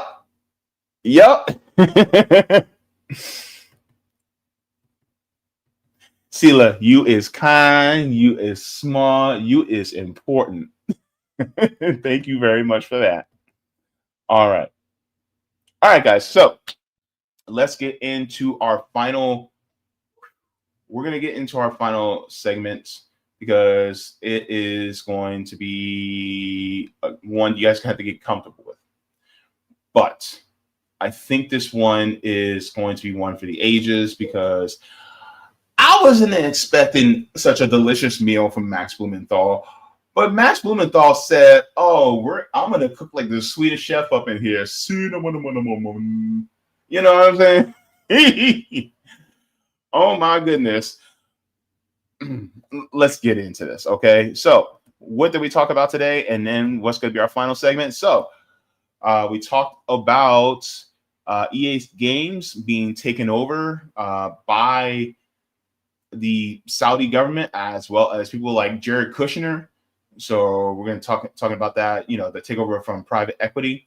Then we talk about wage theft that's happening here in Florida, how bad it is, and how we really don't have much protection against it. But now we're going to be talking about Max Blumenthal presses Alan Dershowitz. And we are going to get into this because I think we need to examine the methods of what Zionists do. So let's get into this here. You're a Holocaust supporter, Max Blumenthal. You can see who's over his shoulder.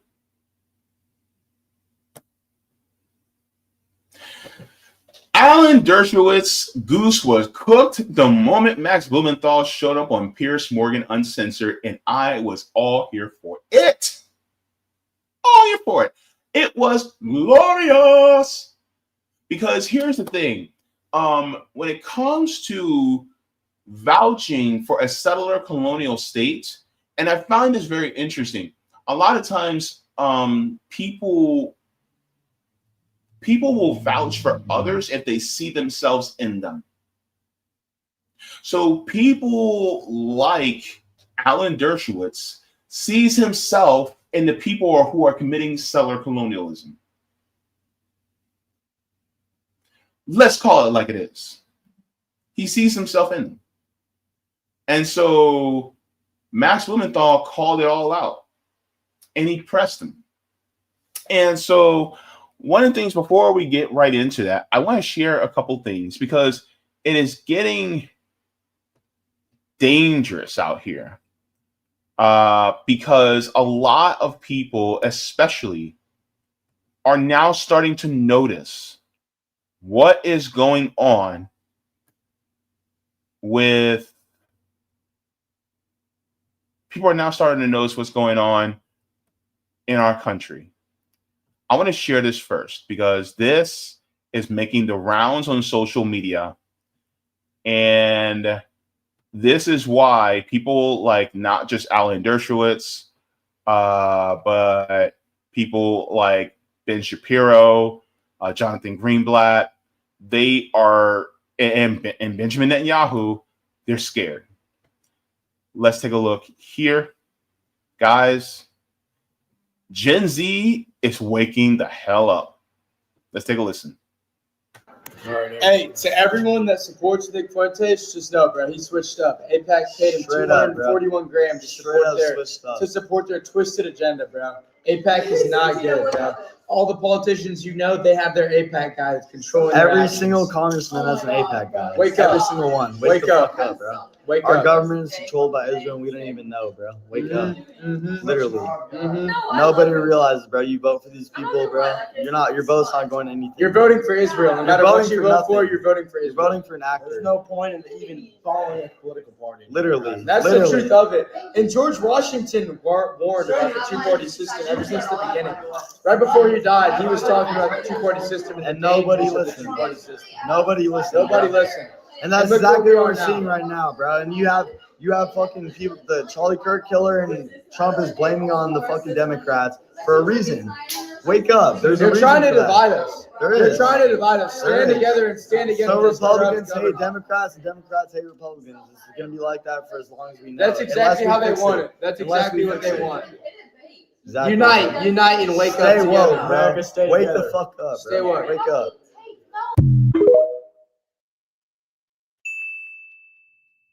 Message. It's crazy.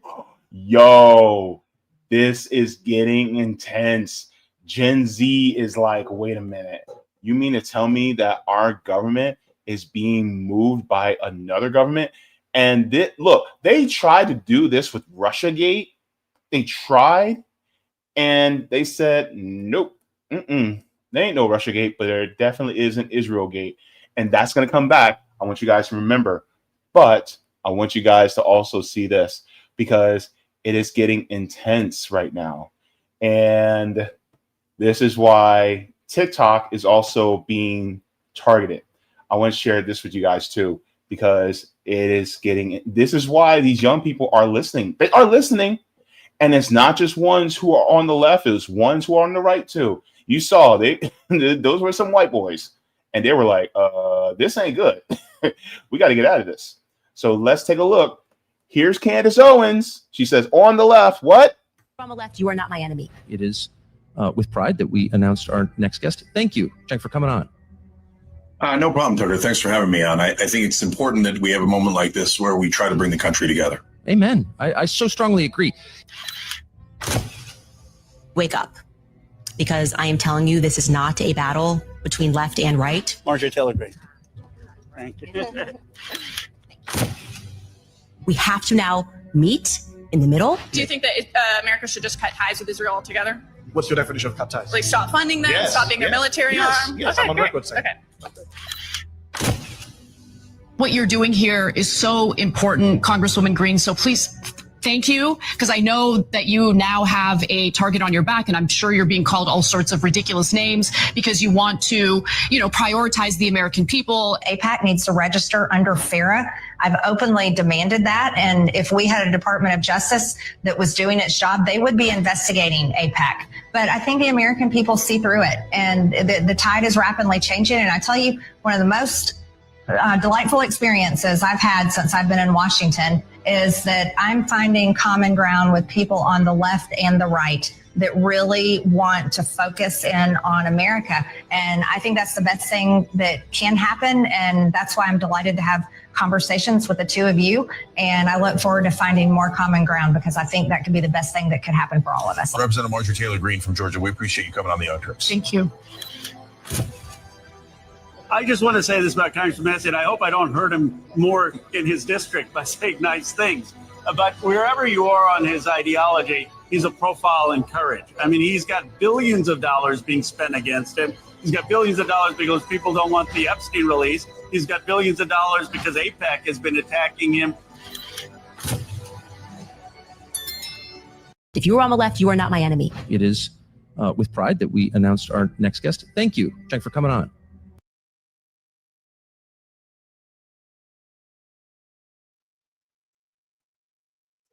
This is why they're scared. They're scared.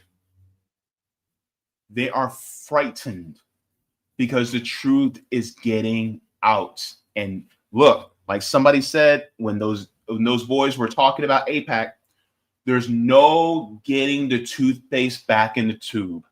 None. You can't do it. It is not going to happen.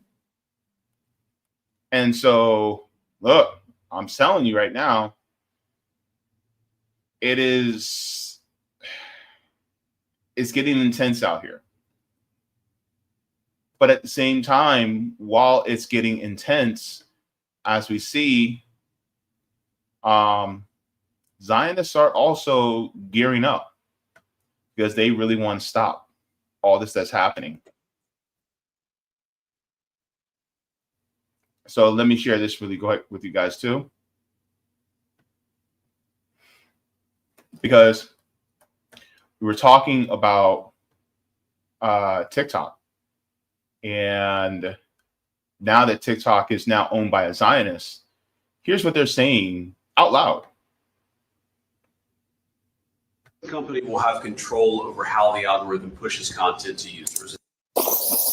The most important thing is that it does protect Americans' data security. It ensures TikTok is still accessible. And on this question of the algorithm, which we've heard this a lot, what this deal ensures is that the American entity and the American investors will actually control the algorithm. We don't want this used as a propaganda. The American investors control the algorithm. He didn't say American people. He said investors. When it comes to class, who are the investors? It's the people at the top. Their bosses. They're the ones who have control over the algorithms.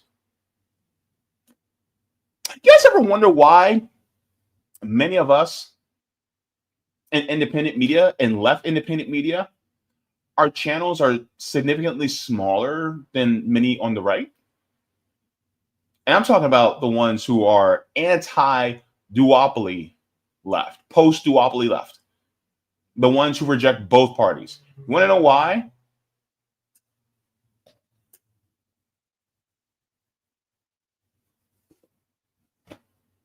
You thought it.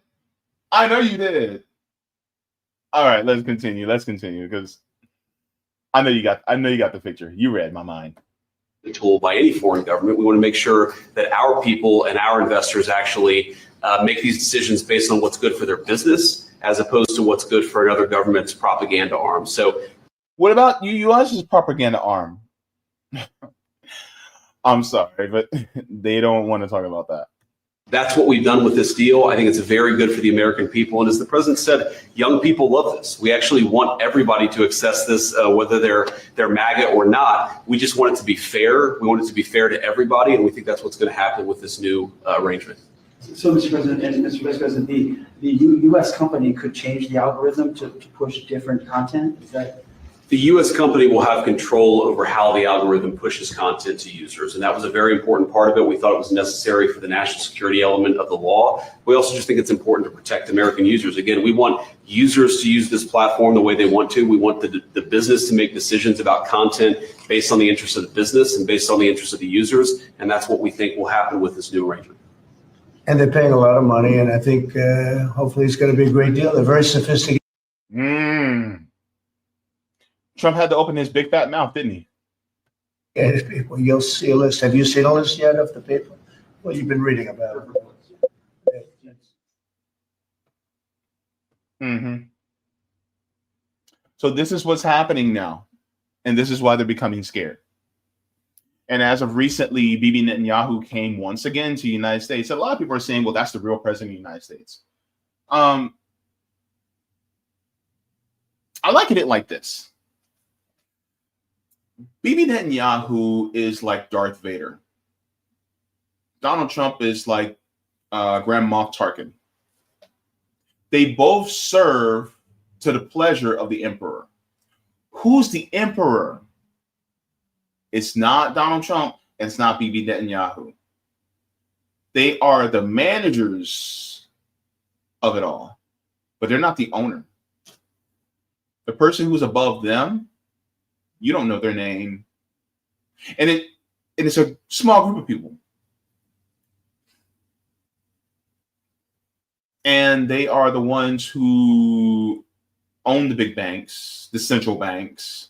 They're the ones who own, they're the ones who will own billionaires. That's who they are.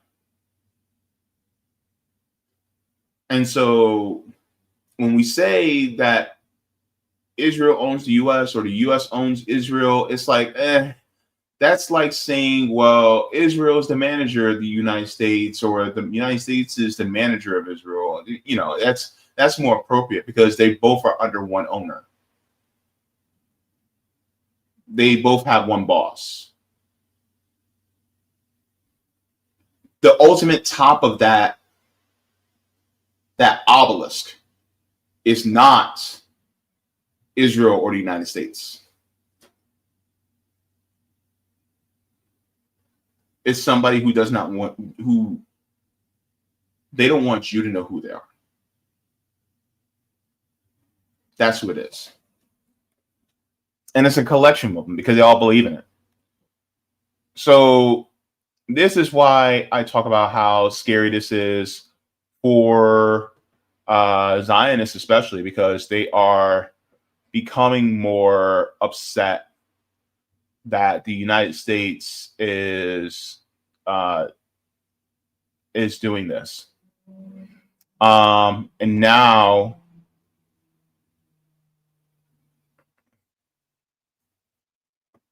you have people meeting with Bibi Netanyahu who are influencers now. And you're actually going to see one of the influencers that's debating Max Blumenthal. And here she is here asking Bibi Netanyahu a question. So something I would like to raise, which was actually my first published paper, was how you and the Likud party are cut from the same ideological cloth as Trump and the GOP in America.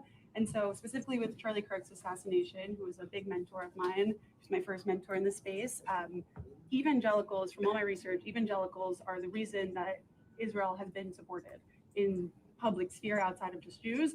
So with Charlie's assassination and with the kind of trajectory that we see with like Candace Owens and Tucker Carlson, I guess I'm curious about what's another game plan if we lose evangelical support for the state of Israel. What's our backup plan to be strong, like outside of the diaspora? So now they're asking the question of what if we lose evangelical support? Baby, it's already starting to happen because a lot of evangelicals are like looking at what Israel has been doing, and especially to fellow Christians in Palestine. And that is a bad taste in evangelicals' mouth. Because Israel bombed one of the oldest churches in the world. And that was in Palestine. So they're already losing a lot of young people on the right, especially the people who are their main core, which are young white Americans. I'm talking about 15, 16, 17, 18 years old. They're now starting to look at Israel differently. And you have people like, look at some of the young people who are now who they look up to. Like, for instance, Sneeko, who said he's MAGA, but he's against Israel now. You have Candace Owens that's speaking out against Israel. You have Andrew Tate. Andrew Tate is now saying the same thing about what Israel is doing to Palestine. So now you have a lot of people recognizing that this is not just a genocide, but it's now become a 21st century Holocaust. And that's how bad this has gotten. And Israel is they're spooked. They're frustrated. And so this is why it's so important that we don't stop speaking about this, because they already knew that the young people on the left were not going to play ball. But now the young people on the right basically are saying the same thing.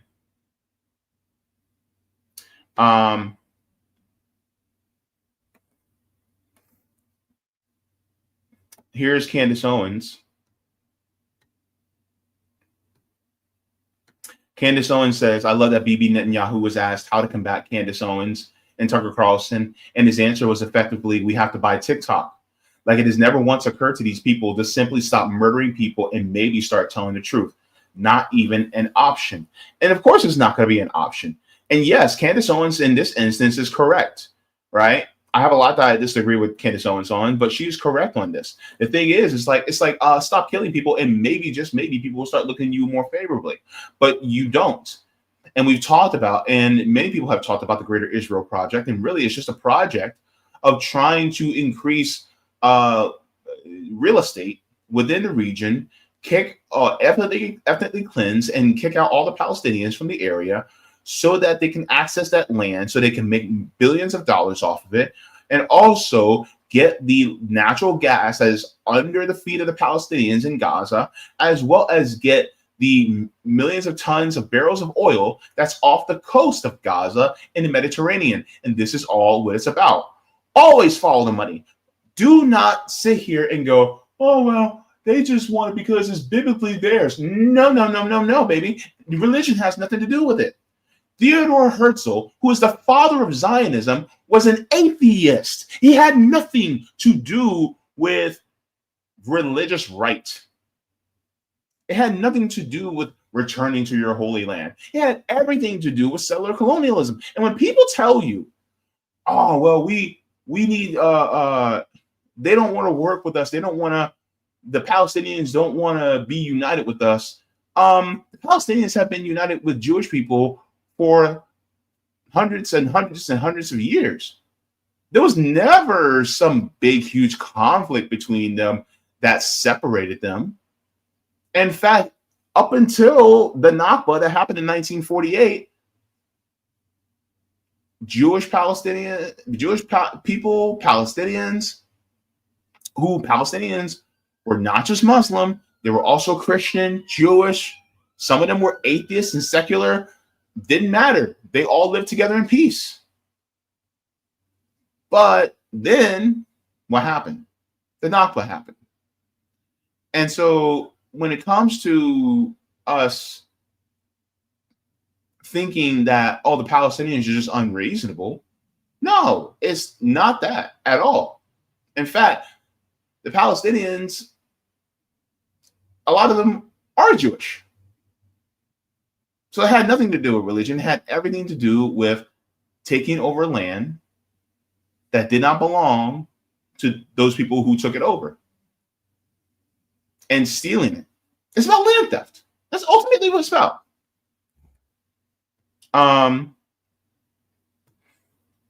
And while I have you here, because I'm not going to hold you much longer, I really want to get into this.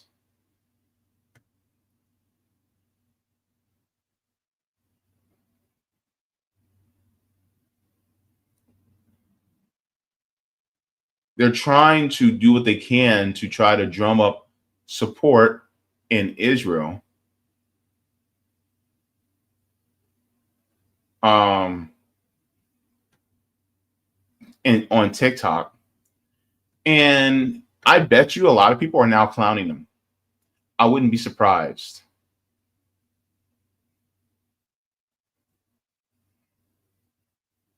So let me get into, let me see. All right, so let's get into the video between Max Blumenthal and a bunch of Zionists, basically. So let's get into that.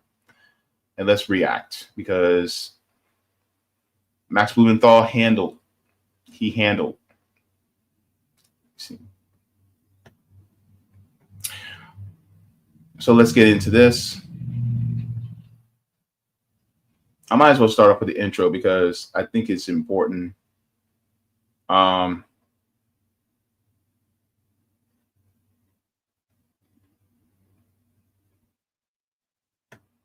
Consequential stop on a US tour has been marred by controversies for the Israeli premier. UN delegates walked out of the hall in protest as Netanyahu spoke at the General Assembly last week.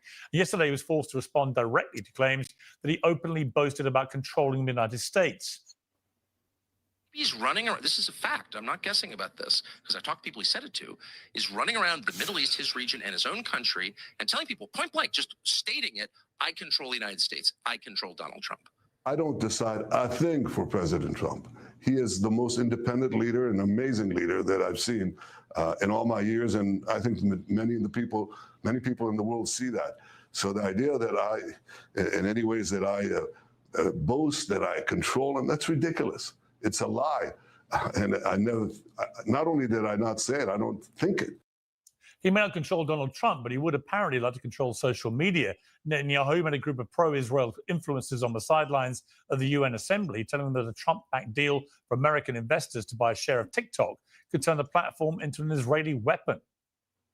But we have to fight with the weapons that apply to the battlefields in which we're engaged. And the most important ones are in social media.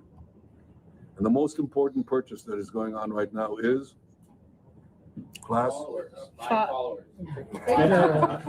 TikTok.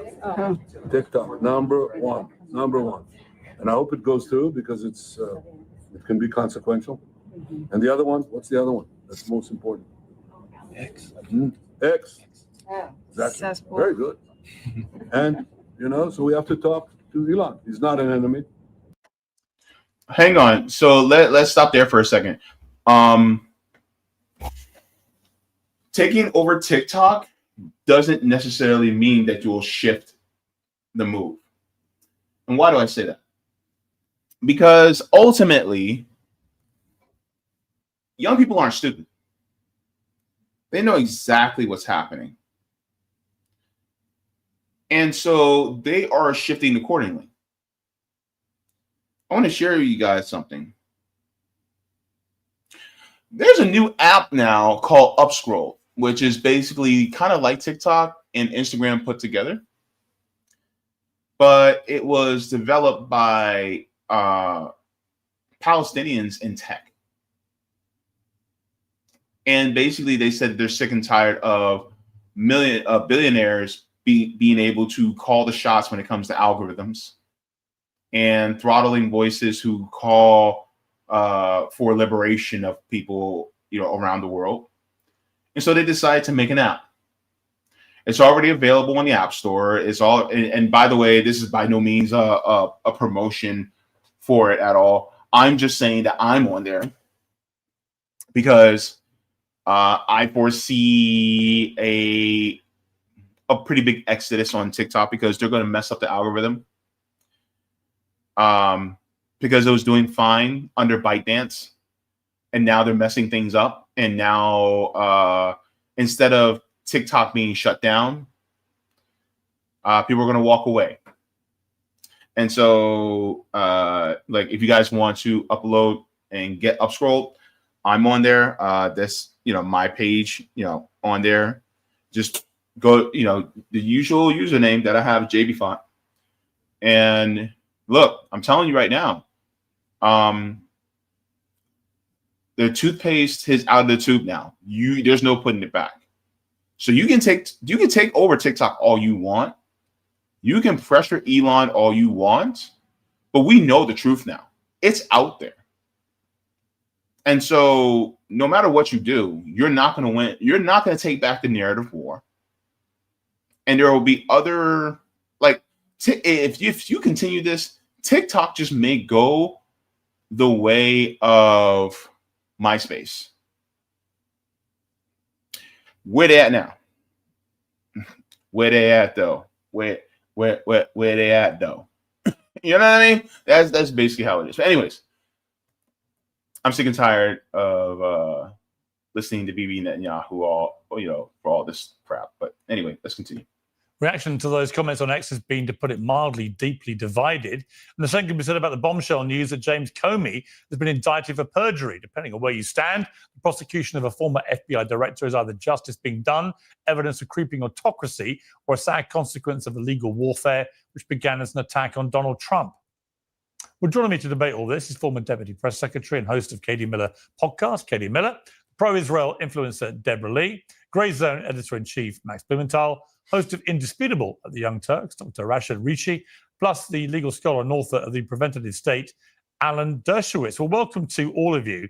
Alan, let me start with you. We're going to come to James Comey a little later, but the significance of what is going on right now in the White House with President Trump and Prime Minister Netanyahu. Donald Trump said at the weekend that there was basically, this war was ending, there was a deal, everyone was signing up to it.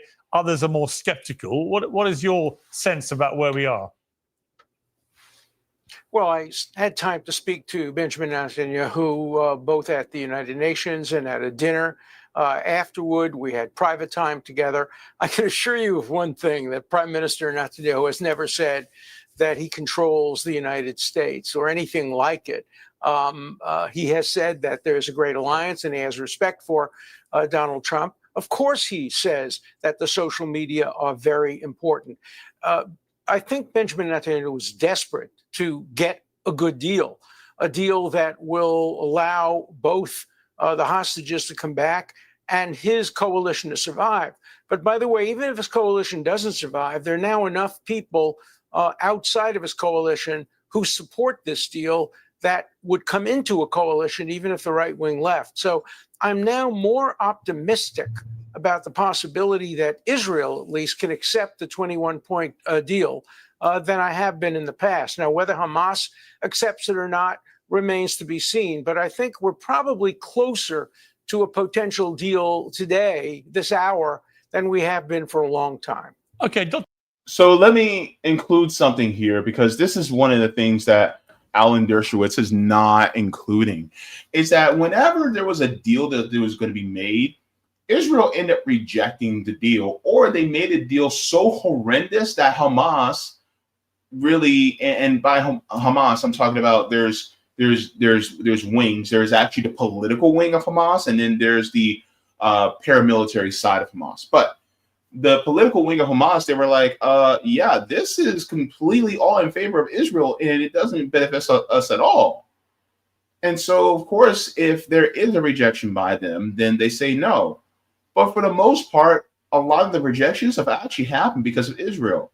Let's not also forget that what happened in Doha last week in Qatar, where Hamas leadership was there, and then Israel decided to bomb where they were in Doha right before they were supposed to be doing a negotiation. And so if Israel was really for trying to negotiate something, they wouldn't have sent missiles to kill the Hamas leadership in Doha. They would have actually met with them and actually came up to a finalized deal. But because they ended up deciding to try to murder the leadership within Hamas, then guess what? Deal's off. And so the deal being off is not because of Hamas. The deal is off because of Israel. And they have done this over and over and over. Anytime there was a ceasefire, who broke the ceasefire? It was Israel that broke the ceasefire. And so when people talk about, oh, well, Hamas, they don't actually want a deal. No, baby. You got it twisted. They want a deal because they want their people to be able to eat. They want their people to be able to be taken care of. But they also want to have freedom. Problem is that Israel does not want that. And so really it's just Israel trying to make it look like they're the victims in the situation when really they're the perpetrators. So Alan Dershowitz is not going to tell you that, because Alan Dershowitz is really just a lapdog for Zionism, right? And he's not going to tell you that. But at the same time, of course, and I'm forgetting the gentleman from TYT in the middle. I forget his name. I think it's Rashad, something like that. My apologies for forgetting his name. But he takes Alan Dershowitz a little bit to task, but the person who does it the most is Max Blumenthal. And by the way, as you guys watch Max Blumenthal, if you guys don't know who he is, Max Blumenthal is a journalist and he's also Jewish. So keep that in mind when Max Blumenthal handles Alan Dershowitz. Let's continue on. So Rashad, Richie, what is your response to that? In all due respect, first of all, I would be hesitant to say what Benjamin Netanyahu has said or has not said in reference to owning the United States of America, since none of us have heard those conversations directly, and we can't be with him 24 hours. Number two, the dynamic that exists with Netanyahu is this: he doesn't have trust equity. And this is when trust equity matters. If you have broken your word prior, or at least the other side of this has had contention with your word being valuable, whatever word you put on the table this time will have the same level of respect that you showed your word the first time. So now you have a principle that looks decent on paper, but the other side of that principle, Hamas, they haven't even seen it, according to the last report. So this is good on paper, good on promise, probably okay on principle, but once again, you don't have the credibility to land it. So he's correct about one thing. Bibi Netanyahu, he actually speaks out of both sides of his mouth.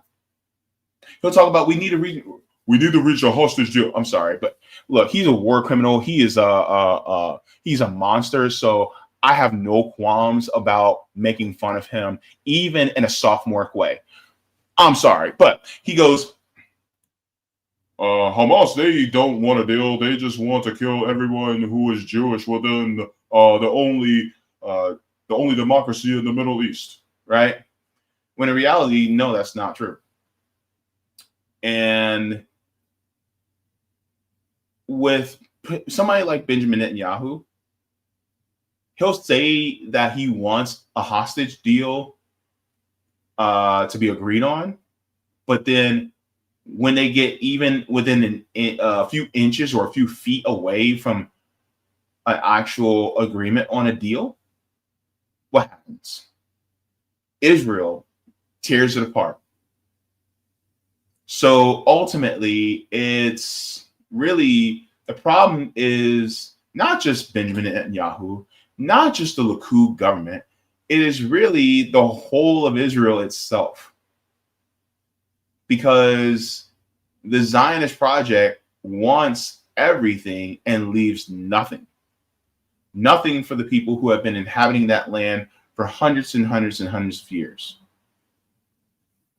Let's continue on. Katie Miller, I mean, but remember too that Hamas on October 6th was part of a peace deal. They had promised peace. There was a ceasefire, and they broke it by killing 1,200 people and kidnapping 250. So certainly there's a credibility gap on the other side as well. And Netanyahu's credibility essentially is enforced by the Trump administration. So I think if Netanyahu and Trump agree to a deal, that deal will be carried out. Will Hamas carry it out? Look at their history. They haven't carried out previous deals. Alan. Well, hang on. So Alan Dershowitz is full of shit because they have been trying to come to a deal, but every single time they try to come to a deal, Israel would do something to mess it up by killing people, essentially. So therefore, they have been trying to agree to a deal, but every single time they tried to, Israel messed it up. And in regards to October 7th, talk to Palestinians, because they will tell you that it was bloody on their side for weeks and weeks before October 7th. And guess what? They were sick and tired of being sick and tired. So this is when Operation Al-Aqsa Flood happened on October 7th, which is the anniversary, 2-year anniversary is next week.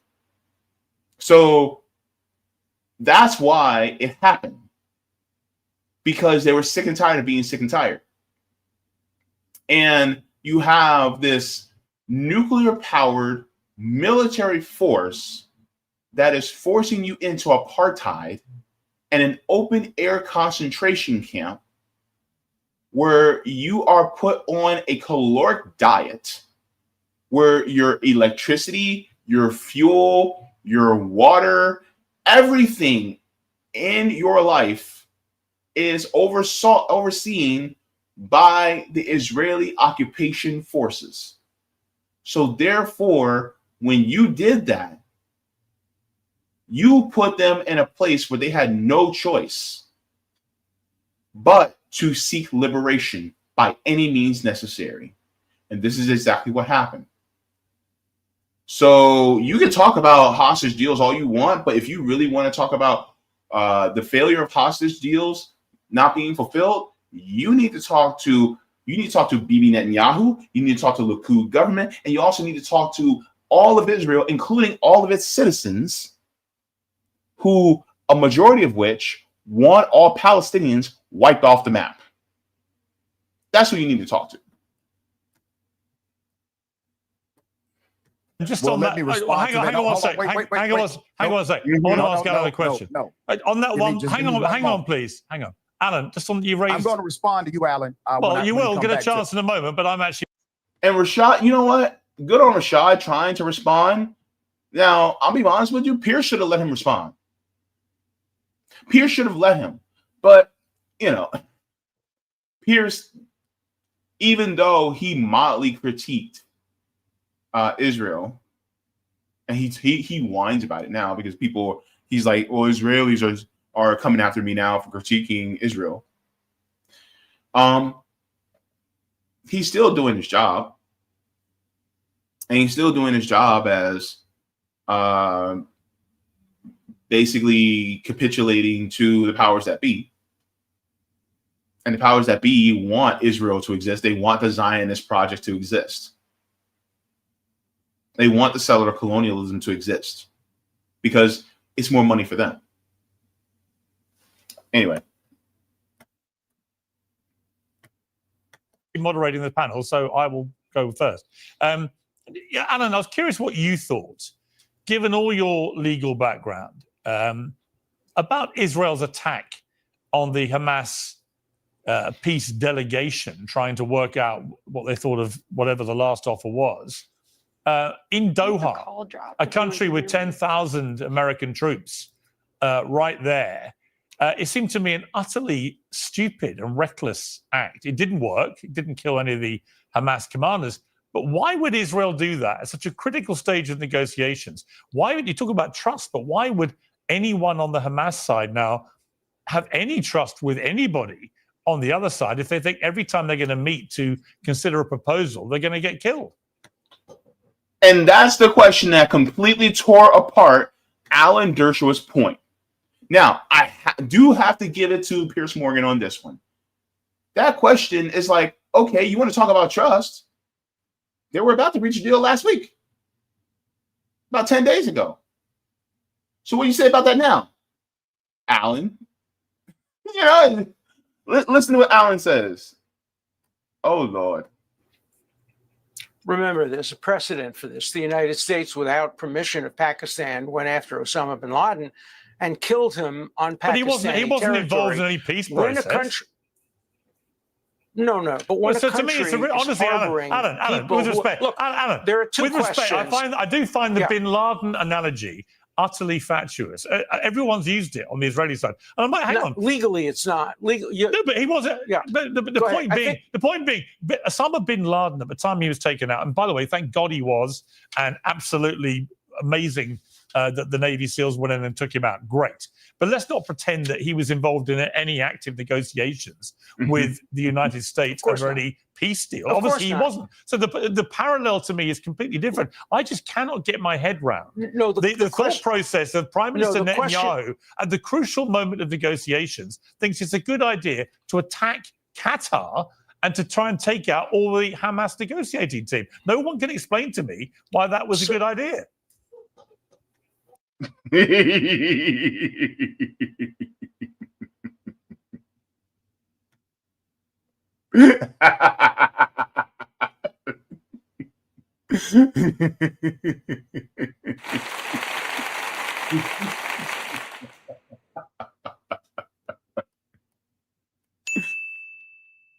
Message.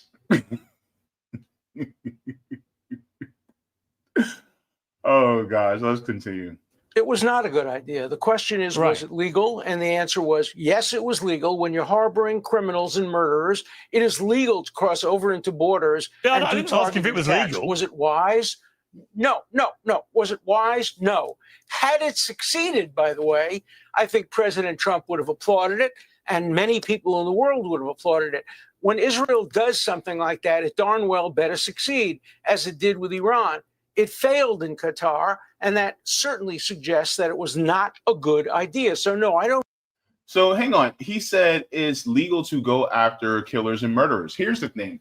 Here's the thing I need to clarify. So according to international law, when you are a group that's being occupied, like Palestinians, and you have an occupying force that is trying to subjugate you and oppress you, you have the legal right by any means necessary to resist occupation. Thereby meaning that what the Palestinian resistance did was actually legal under international law. So if it was legal under international law, you cannot call them killers and criminals if they are in Doha. So therefore, be honest with you, if we really want to go by international law, the real criminals are the IOF, Benjamin Netanyahu, Smotrich, Ben Gvir, all the people within the Likud party, all the people within the Israeli government, including the Israeli citizens that are all there, and they are forced under conscription to be IOF, basically meaning any citizen of Israel is a military member. Thereby, they're the criminals. And you're trying to paint the resistance as criminals?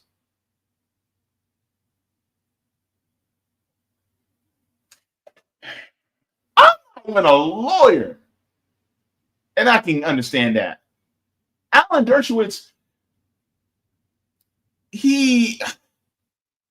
Alan Dershowitz is way older than me. Way older than me. Also kind of weird how he looks a lot like Rupert Murdoch. Kind of interesting. But that's beside the point. Support as a good idea, but I support it legally. Okay, but by the way, as we're talking, I can reveal that Prime Minister Netanyahu has apologized to the Qatari Prime Minister for the Israeli strike. That's on a good Doha. idea. They spoke on the phone during Netanyahu's meeting with Trump, according to new reports. He apologized for violating Qatari sovereignty and expressed regret for killing a Qatari security guard. Let me bring in Max Blumenthal here. You see, Max, I just think that if you're going to ever get to peace in this awful war, which has killed so many innocent people in the process of the battle between the IDF and Hamas, if you're going to get to a peaceful resolution, at some stage, there has to be a modicum of good faith on both sides to even consider a peace proposal. I just can't understand. I mean, it's all right, Netanyahu now apologizing, but what was he thinking to do this? I just can't understand it. Well, former State Department Press Secretary Matthew Miller said, after defending Netanyahu day after day, that Netanyahu shattered every ceasefire agreement, broke every possible deal in order to survive and hold his narrow coalition together, a coalition that features people like Gila Gamliel, the innovation minister, who said the real agenda in Gaza is to make Gaza uninhabitable until the population leaves, and we'll do the same in the West Bank. Bezalel Smotrich, the finance minister, has said that this is a business deal, that Gaza is a business deal and a real estate bonanza, and we need to divide it. The first stage was demolition, and building in Gaza and basically taking it over for Jewish settlers is cheaper. So that's the real agenda. We're witnessing a kind of final solution that Netanyahu affirmed in May 2025 when he said, we will destroy the homes of the people in Gaza to make them leave. Today, Israel destroyed the largest residential tower in Gaza City, a residential tower, because I've reported in Gaza, that I've actually seen. And the defense minister, Israel Katz, celebrated this. They're celebrating the destruction of entire neighborhoods, which is why, while Israel is waging a seventh front war, which now extends into U.S. allies to kill the negotiating team because it was getting in the way of this final solution, they're actually extending into an eighth front, which is the United States, where Netanyahu has said that his coterie of billionaires, including Larry Ellison, must buy TikTok and buy all these media assets to prevent the PR propaganda collapse that Israel's facing. And we have a panelist here who was in that meeting who appropriately compared Netanyahu and his Likud party to Donald Trump's GOP, essentially because the Likud party controls Donald Trump through vehicles like Israeli asset Miriam Adelson. Okay. Oh, oh my Lord. Oh my God. So yeah, basically Max just put a huge information dump there.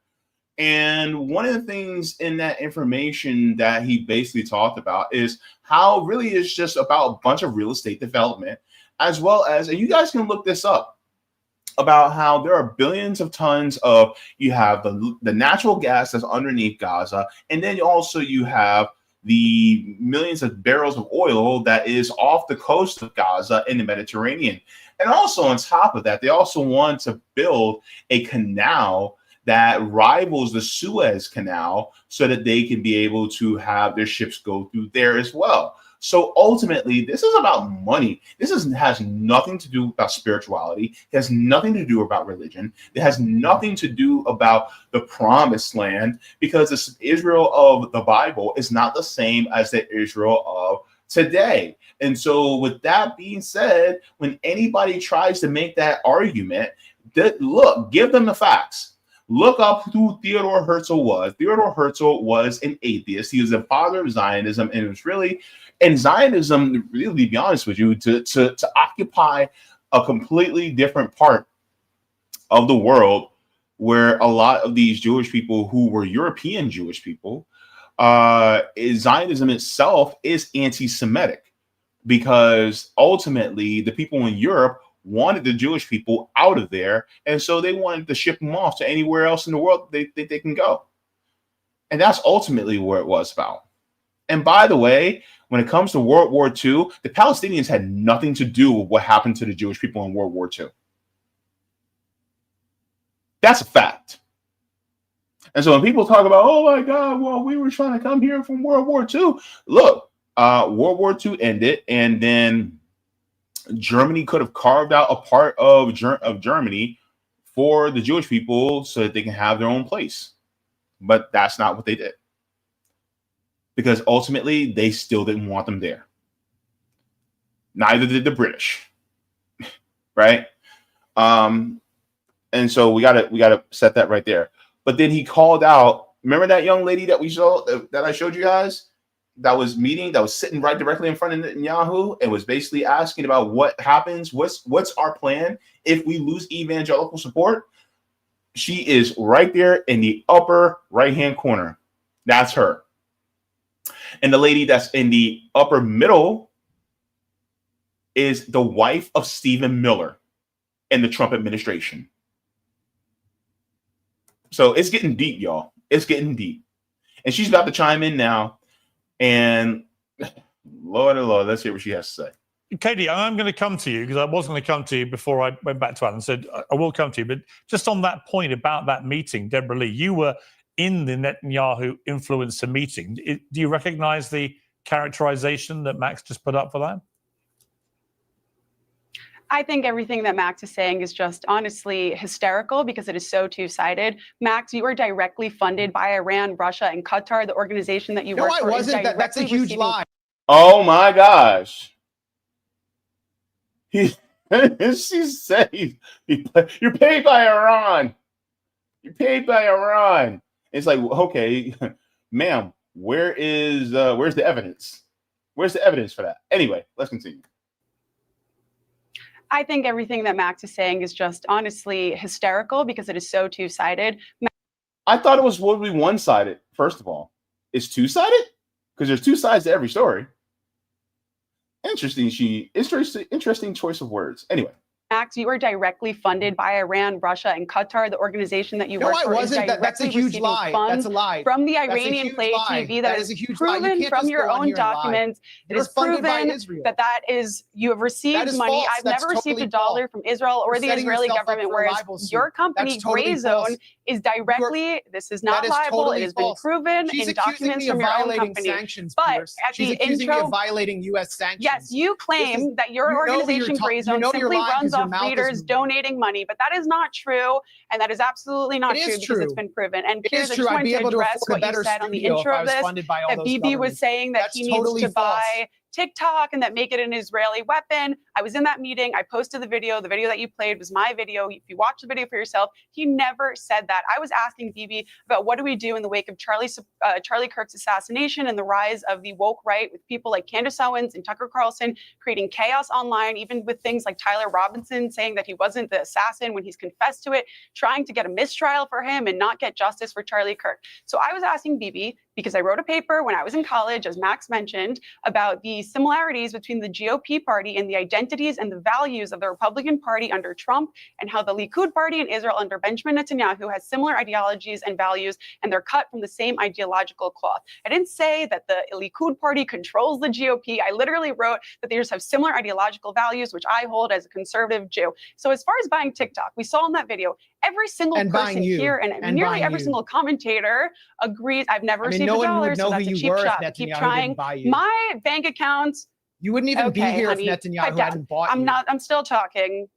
That's not true. I've been on Fox hundreds of times. I was a huge TikToker in 2020. I'm not lying. You're a liar. Anyway, I wasn't done talking. Every single person here, every single political commentator, and the Trump administration will acknowledge that TikTok is a grave threat to the United States if it was controlled by China. All of us have acknowledged how China can influence the United States through TikTok, through videos, through making us dumber, through putting out propaganda, whatever it is. Same with X. Why do you think Elon Musk bought X? Because we recognize the free speech issues on there under Mark. Damn, she said Israel. Well, they can buy you. Oh my gosh. Look, I'm gonna be honest with you. There is a big issue with people being paid by Israel. And the thing is, they may not be paid directly by the Israeli government. They could be paid by their proxies, like for instance, there's many think tanks as well as Israeli lobby that could be paying some of these influencers in order to be able to spread propaganda about Israel. And the thing is, it's not like they're telling them, oh, spread this propaganda about Israel. It's that people like her probably believe the Zionist hype. She probably drank the Kool-Aid, and so she believes it. And this is what we call manufacturing consent. This was basically the same, that it was brought out by Noam Chomsky in his book, Manufacturing Consent, is that sometimes it's not that they're being told what to believe, it's that they're hired because they believe in what the lie that has been told to them. They believe the lie, so therefore they're hired to continue to disseminate that lie. This is exactly what happens in corporate media, because a lot of these people, they will speak on behalf of corporations because they believe that the corporate model, the capitalist model, is actually the right model. And so people like this young lady here, she actually believes that Zionism is a good thing, that settler colonialism is a good thing. So therefore she's going to vouch for them. And so Max Blumenthal is basically poking holes right now in her belief system live in 4K and basically saying you're being paid by Israel to essentially help the narrative war for a nation, well, not really a nation, but anyways, that is literally committing a Holocaust against Palestinian people. And she refuses to accept it because, number one, you're basically taking the center of her belief system and you're letting it shatter all over the floor. On top of that, you're also taking what she holds dear as beliefs, which really is just a lie, And if she starts to believe or she starts to question that belief, that also puts her money at risk because she's getting money from the settler colonialists. And so therefore, she has an incentive to continue to let the lie go. And she has to keep on sniffing the fart of Israel in order to be able to believe the lie. So that's basically what it is. Let's continue. Why is it that every single time, though, an American female Jew let's hear from Katie. In modern times, Deborah, let's hear. Time out. Let's hear from Katie. I just don't understand. Sorry, unless your name is Katie, please don't now speak. Katie. Every time an American female Jew speaks in our country, it is that they're bought and paid for by the Israelis. Why is it that every single time a Jew has an opinion? Wait. Why is she center on it being female? What? Look, and these are the same people that talk about, oh my God, we can't do identity politics. But why is every single female Jew like, no, we talk about how somebody like Hakeem Jeffries, right, gets paid by the Jewish lobby, not the Jewish lobby. I'm sorry, the Zionist lobby, right? We talk about Richie Torres being paid by the Zionist lobby. As far as I'm concerned, they don't have uteruses. So it's not just every single time a female Jewish person talks about Israel, then she's part of some lobby. No. It's any Zionist that upholds Israel is either being paid or they are an ignorant fool. They're ignorant. It's either one of the two. Either they're paid and ignorant, or they're unpaid and ignorant, or there's a third option. They're not ignorant, but they still get paid. So that's basically what it is. So her coming after him about that, it is quite rich coming from Miss Miller. They must be therefore bought and paid for by the Israeli government. Can they not just have an opinion that is valid and not be bought and paid for? I just do not understand. Well, who paid to for me, Deborah's trip, and propaganda it is trip wrong. to Israel? And let me continue by saying this. I mean, we when know did I Elon go to is paying for propaganda Don't all trip to talk Israel? at once, please. I paid for every trip I've ever been to Don't Israel. talk at once, please. Katie. But what I can tell you, I was not there. I did not hear Bibi Netanyahu speak at the UN. But what I can tell you is that President Trump has never been bought and paid for by anyone. Bibi Netanyahu surely does not have the position that he is in control of President Trump. If anything. Hang on. President Trump is not bought and paid for by anyone. Okay, so hang on. Let me go over this in my head. Miriam Adelson, can you come to the front, please? Did you buy and pay for Donald Trump to be where he's at? Oh, you did. Okay, so that's one.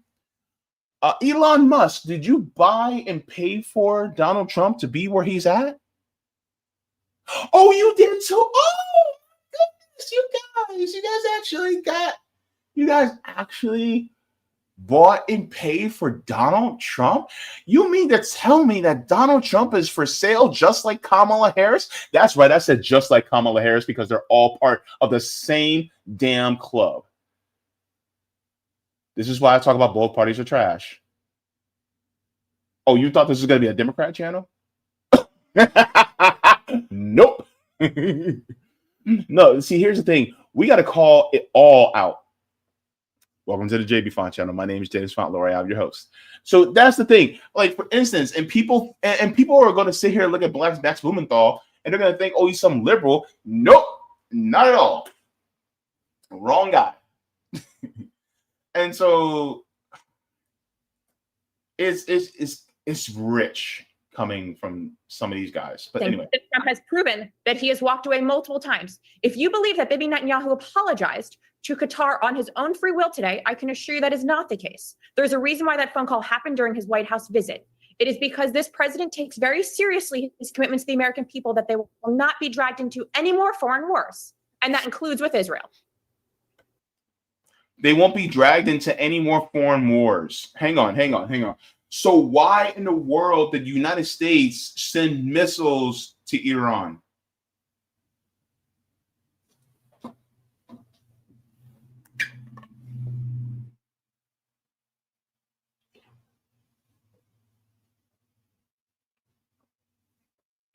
Oh, you didn't know. Oh, yes. If the United States won't be dragged into any more foreign wars, then why are we giving them at minimum $3.8 billion a year on top of the billions that we've already given them so far just in 2024 alone? And the United States is also at war with a lot of these countries by proxy through Israel, because Israel is just a proxy of the United States, just like Ukraine was just a proxy of the United States. Can we talk about it? So the United States is involved in foreign wars. They still are. You may not want to accept it. You may want to go, I can't hear you. But guess what, ma'am? It's the truth, even though you don't want to accept it. And this is the problem with partisan politics, because you want to think that everything your president and party does, you think it's above board, and then you defend him to the hilt, even though he is wrong every which way, and he goes against the promises that he did on the campaign trail. And yes, this would have still happened under Kamala Harris, because she would have been doing the same damn thing. So stop drinking the Kool-Aid. It's laced. Stop. Save yourself. Yeah, Miriam Casey, Adelson has visited the White House more than any other visitor. No, Max, wait a minute. Just to be clear, please. And the Soros family buys and pays for every single liberal that is existing. Every single picture you have has Soros in it. So please sit down. Wait. Hold on. Remember what I said? Max Blumenthal is not a liberal. So going with the Soros line, George Soros is also a Zionist. So George Soros and Miriam Adelson are on the same side. So let's get that straight, especially when it comes to settler colonialism. So attacking somebody like a Max Blumenthal or an Aaron Mate or a Katie Halper or any one of us on the left be like, oh, whoa, George Soros. No. George Soros, he can kick rocks as far as I'm concerned, too. All them billionaires can kick rocks. Kick rocks, kick boulders, kick pebbles, kick asteroids. I don't care. Jump on one and fly away. I don't care. But that's the thing, right?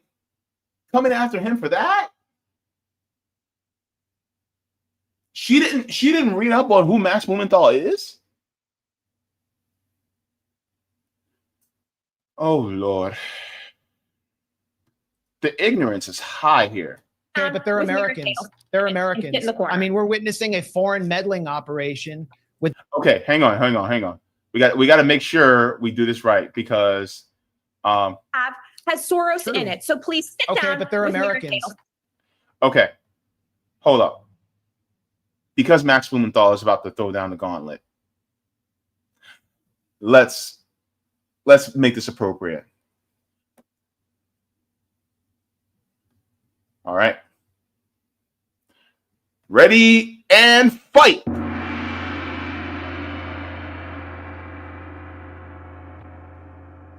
They're Americans. I mean, we're witnessing a foreign meddling operation with Deborah Leah Schwartzman at the forefront as an influencer trying to put lipstick on a Holocaust. Well, you know, I actually like I'm protocols okay, and let me American speak. Let me speak, please. I flew to Israel on a paid trip. I've never been paid to fly out to Israel. Wow, this panel is what I would call insubordinate. Why can't you all take a leaf out of Alan Dershowitz's book? He's been on before, unlike most of the others. And Alan just sits there respectfully waiting for a chance to talk and then says his bit and then listens to the rest of you. Try and learn from Alan Dershowitz. Oh, gosh. I don't want to hear Lord. I would say that one of the more insidious aspects of this entire war has been that anyone that dares criticize either side immediately gets positioned. And by the way, I've had it from both sides. So I speak from a position of authority, that when I supported Israel's right to defend itself for many months into this war, I was immediately accused by many on the Palestinian side of being some kind of Zionist monster. And then now I've been more critical of what the Israeli government's been doing this year. I've been accused of being, a Hamas sympathizer. None of this helps anything. Hang on. Let me say something here, because here's the thing. You're trying to be the radical moderate in this, and radical moderate does not help, because there are two victims. I'm sorry, there's one victim and there's one perpetrator. So let me put it this way. There's a domestic violence situation, and it's the classic, you have a man and a woman, and the aggressor is the man, right? But the woman is the one that's being violated. Now, in that domestic violence situation, even though the woman's getting beat beyond recognition from the man, he also has a few scratches of his own on him. Now, let me ask you this. Do you say, oh my God, both sides are at fault because he shouldn't have hit her and she shouldn't have scratched him in retaliation? Hang on. Is that a both sides issue? Especially if him beating her was unwarranted. Like, it was not like she was trying to attack him with a weapon or anything. It's just he decided to give her a fresh one. Is this a both sides issue? What? It's not? Okay, good. So this is also not a both sides issue. So when Piers Morgan talks about, oh my God, I got attacked from both sides. Piers, here's the thing. It's not a both sides issue. It is not complex, which Alan Dershowitz would try to explain that it is, but it's not a complex issue. This is settler colonialism, plain and simple. It is no different than when the Europeans came over to this land and massacred and committed a Holocaust against the natives. So therefore, is it complex? Hail to the no. So guess what? Were you wrong on saying that Israel has a right to defend itself? Yes, you were. Because they were the occupiers in this situation. So that's the difference. And you can say, oh my God, there's two sides to every issue. Not this time. Sometimes things are actually just black and white. And I'm a person that appreciates nuance, but this is when you look at the history, it's not a gray issue. It's not a blurred lines issue. It's illegal supremacist settlers against an indigenous people. That's what it is. And the indigenous people dare to fight back. Let's continue. I agree with you. I agree with you. I think you're right. I think you're right. Right, Alan. And you and I have discussed this. I just think it's so unhelpful to actually getting anywhere with this, because everyone in a free democratic society, we should all be free to criticize whatever we want. And all I suggest people try and do is act less tribally and be a little bit more intellectually honest, which I think I've tried to be. Alan, on that issue, the suppression of people's opinions by branding them the worst thing you can brand them and make out that they're paid up employees. I mean, maybe some people are, right? But just to do it as a sort of brushstroke way of silencing criticism, I think that's so wrong in a democracy. I agree with you. And if you are an agent of a country and you're paid for it, you have to register as a lobbyist. And if you don't, you're guilty of a crime. I think under the First Amendment, we have to give good faith assumption that people are speaking from their conscience, not because they're paid to speak or because they are made to speak. And I think that the issue between Israel and the Palestinians is a complex issue. I've always thought.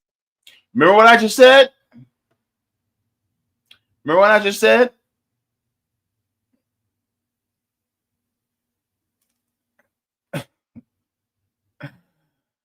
It is not a complex issue. But people like Alan Dershowitz exist to tell you it's a complex issue so that you'll err on the side of the Zionists because you don't want to get attacked.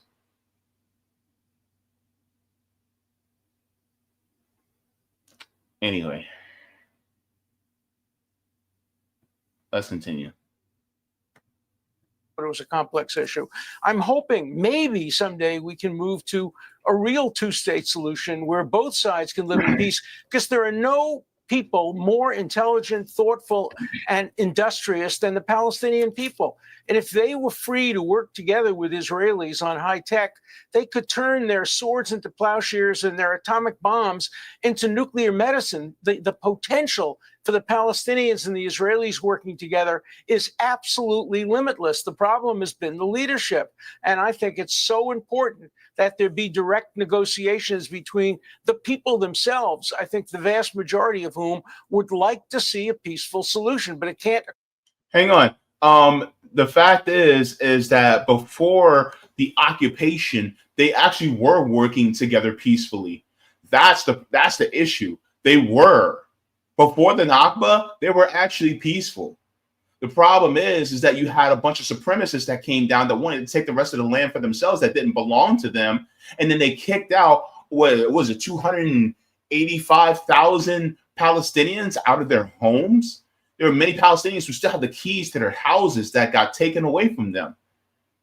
And so, no, it is not a complex issue. It is a very simple issue, right? I am a fan of reparations. I am a fan of repair. That being said, everything that was stolen in 1948 needs to be given back in full. I said what I said. Go cry to your big bone mama about it. I don't care. Because here's the thing. Real repair means putting things back into the position that it was before the harm was ever made. And right now, was there two states before the harm was made? No. There was one state. Guess what? What's the solution? What's the repair?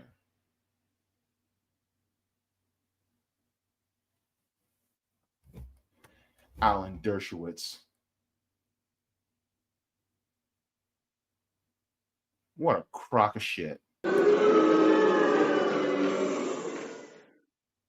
Occur with Hamas in control. And that's why the end result has to be a two-state solution without Hamas and with people on both sides who agree to recognize the other. Now, when the countries of Europe unilaterally recognize the Palestinian state without even asking the Palestinians to recognize Israel as the nation state of the Jewish people or release the hostages, that created an asymmetry which made it more difficult for Israel now to move to the negotiating table. So I think that was a setback for peace.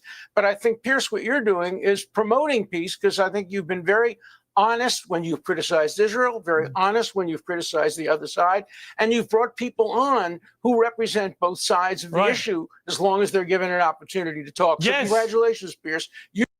Okay. Alan Dershowitz is such a kiss ass. Okay, hang on. Here's the problem. When it talks about debate both sides of an issue, I don't have room to debate whether somebody should agree with my existence or not. I'm coming at this from the lived experience as a Black gay man in this space.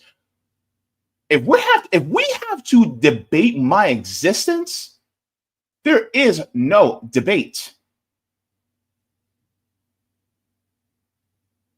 And this is the problem with people who like Alan Dershowitz and Piers Morgan, right? Because to them, it's just like, we can just debate. Look, no.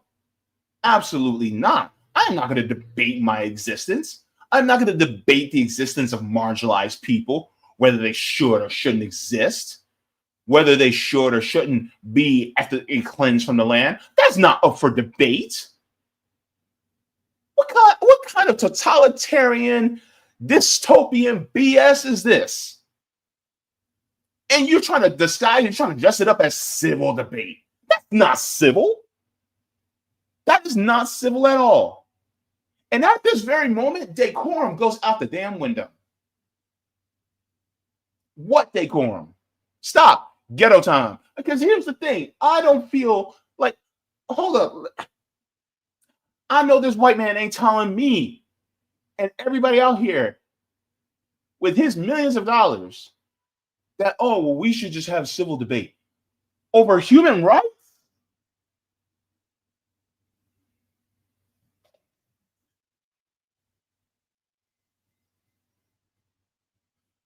Max Blumenthal and Rashad, respectfully, their patience is way higher than mine. Way higher than mine. Because I would be like, Alan, you got me fucked all the way up right now. Because we're literally talking about the rights of people to exist on their own land.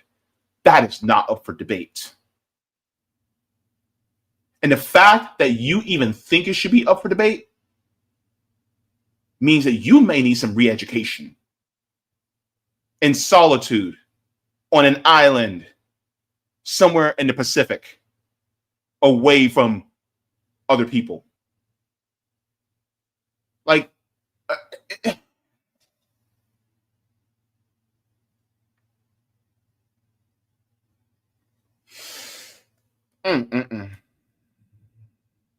My, how far we have fallen. You've done a great job. Well, all I've done is try to be a journalist who, doesn't have a personal horse in the race and wants to try and be constructive, bring people together who have very different views and try and reach some points of consensus. And sometimes that works, sometimes it doesn't. It's Medicare annual. Okay, let's get past this ad because, okay. Rasha Rishi, I wanted to ask you a question, which is about Tony Blair, who has now been promoted as somebody who may lead in the short term the sort of power base in Gaza as it comes out of this war. Many people pointing out, and I was editor of a Daily Mirror newspaper in England that vehemently opposed the war in Iraq, for example. So I would be one of these people who think it's a little incongruous for somebody who bombed the hell out of Iraq to suddenly be the peace broker running Gaza. But is there method to that madness, do you think? What's unfortunate, great question. What's unfortunate is that the current leadership of America and allied countries is so much in the toilet that they have to look at a previous leader for consideration. And that previous leader has to have the gravitas as a former head of state in order to be considered. There's another consideration to have nonprofit organizations be in charge of this. Some of those nonprofits are inside of the United States of America, which creates another irony in the leadership dynamic for how the execution may happen. But what you're seeing is a result of completely corrupt, failed, and adverse leadership not being trusted. And this is why recommendations like Tony Blair even exist. Yeah. Kate, obviously you're married to Stephen Miller, the White House Deputy Chief of Staff.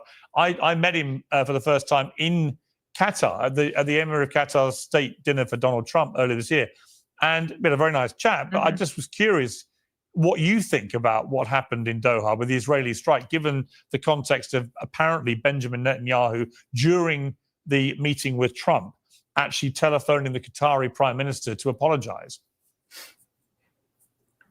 I actually think that wouldn't have happened without President Trump. President Trump, I'm sure, sat him down today in the Oval Office and said, in order for the United States to come behind you and help Israel in its intention to seek peace, you must do the right thing and apologize to Qatar. Because I think without the president's leadership, right, we wouldn't even be in a place to be having these conversations to move forward to even seek peace. It is President Trump who is continually bringing Benjamin Netanyahu to the table and bringing Hamas to the table. And if not, the Palestinian people, quite frankly, I don't even want to foresee a situation in which the United States was not involved. because I do not think that would be a pretty situation. Right. Hang on. I would like to see a situation where the United States is not involved, because the United States always has some ulterior motive via the corporate powers that actually run our government, and they run people well, that they do run Benjamin Netanyahu, but they also run Donald Trump, and they would have ran Kamala Harris. And the thing is, like, would this have happened under a different administration? Yes, it would have happened under the Harris administration. And the problem is, she's trying to paint it as, well, it would be even worse under Kamala Harris. This is basically the same thing that liberals said, oh, it's going to be worse under Donald Trump. Guess what? It's worse on both sides. The thing is that Donald Trump and Kamala Harris are really cut from the same cloth when it comes to their devotion to the settler colonial state, right? Kamala Harris is just Donald Trump with a lace front, and then Donald Trump is just Kamala Harris with a comb over. That's it. That's all there is. And they're both one and the same. And when people talk about, oh my God, one would be worse than the other, then you guys aren't looking at this from a 30,000 foot view. You can't see the forest through the trees, because ultimately they both are servants of the empire. And so people like Mrs. Miller here, she thinks that somehow that it would be worse under a Kamala Harris, when in reality it would be just as bad. I'm sorry, it's just as bad under Donald Trump. And they keep talking about, oh, we're trying to get a negotiation. Well, if Israel didn't keep trying to stop the negotiations, then maybe a negotiation would have been made. But people like Bibi Netanyahu, they don't give a damn about the negotiations, because they don't want to negotiate, because that means that they would have to stop the Greater Israel Project. And they don't want to stop it, because that means that they want to clear the entire way out. It never is about trying to seek peace. They don't want peace. They want destruction. They are no different than the aliens in Independence Day, where they actually spoke to the president when they were in Area 51. And the president was like, maybe we can come to an agreement. He's like, we want peace. And then the alien goes, peace? No peace. And he's like, well, what do you want? And the alien told him that he wanted them to, you know what I mean? I got to be careful what I say here on YouTube. But he wanted them to pass away. He wanted them to be deleted. He wanted to send them to the upper room. He wanted to send them to the far plane. If you know, you know. But that's the thing, right? So when it comes to the settler colonial state, this is what they want to do to the Palestinians. That's basically it. So Donald Trump can talk about negotiations all he wants, but that's not what's going to happen. And it's not going to happen whether it's Bibi Netanyahu, whether it's a liberal Zionist like what J Street trying to push for. It's not going to happen, because settler colonialism, by any other color, is still settler colonialism. Whether it's blue settler colonialism or red settler colonialism, it's the same thing. Blue Zionism, red Zionism, it's all still the same, right? Can you really taste the difference between a red and green bell pepper? Or I'm sorry, a red and yellow bell pepper? Can you really taste the difference? Is it that big of a gulf in difference? Not really, because in the end, they're still bell peppers. You know what I mean? Thanks, Blumenthal. Tony Blair, I mean, a very divisive figure, obviously, but a three-time Prime Minister of the United Kingdom, enormous experience in the region. Obviously, Iraq, a massive black mark over his reputation there. But is it a mad idea that somebody like Blair, who has a lot of contacts on all sides of this, runs a non-profit organization? Is it a mad idea that in the short term, he try and oversee things so that there can be a peaceful transition to a life beyond Hamas for the Palestinians that leads to ultimately, hopefully, a two-state solution? Okay, before he answers this, let me point something out here about Tony Blair. Tony Blair was actually the Prime Minister of the UK back during the same time when George W. Bush was President of the United States. So the war on terror was really a dual thing, right? So you have George W. Bush and Tony Blair that were actually conducting the counterterrorism efforts that were happening here, that were happening in West Asia. And so to have Tony Blair trying to lead negotiations would be the equivalent of having George W. Bush lead negotiations. And we already know what George W. Bush did to Iraq and Afghanistan. So is it a good idea to have Tony Blair lead negotiations? No. We all should know that. The problem is that they don't want to get somebody who's really going to be fair. They just want somebody that seems like they're going to be fair to them. And then it gets to what the corporations want, because the corporations ultimately also run the UK too.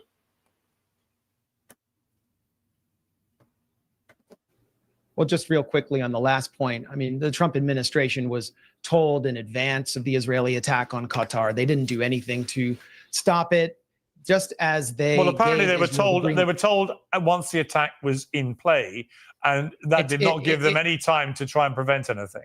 It shows the level of disrespect and power dynamics that Israel and Netanyahu can treat Trump like their own personal cuck. And then transcripts from the Israeli military command show Wait, that, and where is Benjamin Netanyahu today? Is the he in the Israeli Oval military let me just say that Netanyahu is going to be able to drag the US back into another war with Iran, just as he did before, knowing that he couldn't go in and finish a war that he started without the Trump administration going along and basically letting him escape. And most Americans don't want this. Charlie Kirk personally. Okay, so what Max said is actually true. Okay, here's the issue.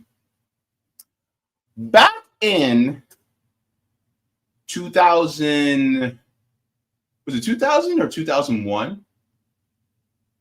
Benjamin Netanyahu has been beating the drum, saying the state of Iran is only 3 weeks away from having a nuclear bomb. And then a few years, okay, he said that in the 90s.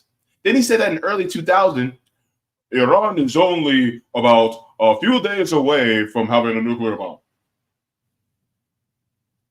A couple of years later, Iran is just a month or two away from having a nuclear bomb. We're all in danger. Cut to a few years later, Iran is just days away from having a nuclear bomb. La, la, la, la, la, la, la, la. Then a few years later, it's on the doorstep. It's on the doorstep. The nuclear bomb is coming. It's like a DoorDash driver. It's right near its location. Then a few years later, even down to this day, oh my God, they have a nuclear bomb. They enrich uranium by 97%, which they haven't enriched uranium up to that point anyway. They're just trying to get some nuclear power to be able to power their cities. But you're like, oh my goodness, hey, they're gonna have a nuclear bomb. Don't you believe me? Don't you believe me?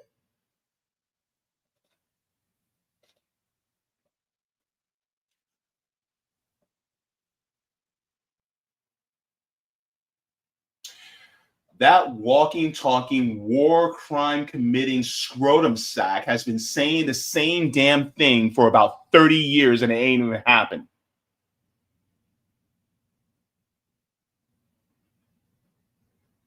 He has as much usefulness as the diseased turd. And you mean to tell me that you're going to believe him whenever he says something? He's been lying for the last 30 years. It's like, baby, I know, I got a little nookie from this, sweet thing, but it didn't mean nothing. I promise it will never happen again. And it happens again and again and again and again. Maybe those last 14 times, she's out of my system. She's out of my system. What do you want me to do? I'm a man. I have needs. But anyways, I'm not going to do it again. Are you still going to stick around and believe him?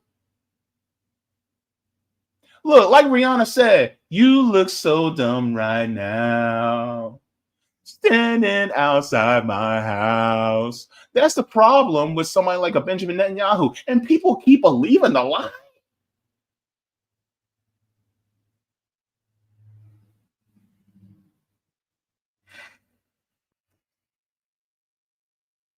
Here comes Dershowitz. And by the way, get ready, because Matt's about to cook. He lobbied against this inside the White Israel House. started the war with Iran. American Israel started soldiers the war to with fight Iran? and die for a crazy. Yes, Alan. Israel started a war with Iran. Yes. Jesus Christ. Are you sure this guy's a lawyer? Little apartheid state, but you have this dynamic where Miriam Adelson has contributed hundreds of millions of dollars to Donald Trump, paying for his campaign. This is an Israeli asset. And now, and this goes to the Tony Blair question that Piers asked, Larry Ellison has contributed something like $300 million to the Tony Blair Institute. And they're going to use that to collect the data of people in Gaza who will be put in, as the Gaza Humanitarian Foundation said in its internal documents, biometric concentration camps after they're ethnically cleansed from the north. And all of Oh my goodness. Message. these tech companies, I don't know, Katie, if Elon will be involved in this, but they will come in and reap massive contracts from this Holocaust, and Tony Blair will be shepherding in those contracts as he did in the occupied West Bank as a so-called peace negotiator. This is Tony Blair's real role. And what is Larry Ellison doing in the United States? He's buying Paramount to do a propaganda film, to do propaganda films for Israel. His son is buying CBS, and they'll put Barry Weiss as editor-in-chief. This is the takeover that Netanyahu outlined in the meeting with Deborah Leah and these other influencers that they're seeking to buy and control because they've lost the propaganda war. So it is an 8-front war, and Donald Trump is under, as Tucker Carlson's sources said, Netanyahu's thumb. This is the worst foreign meddling that we have ever witnessed. I agree with Alan that Russiagate was a hoax. This is the real foreign meddling scandal. It's Israelgate.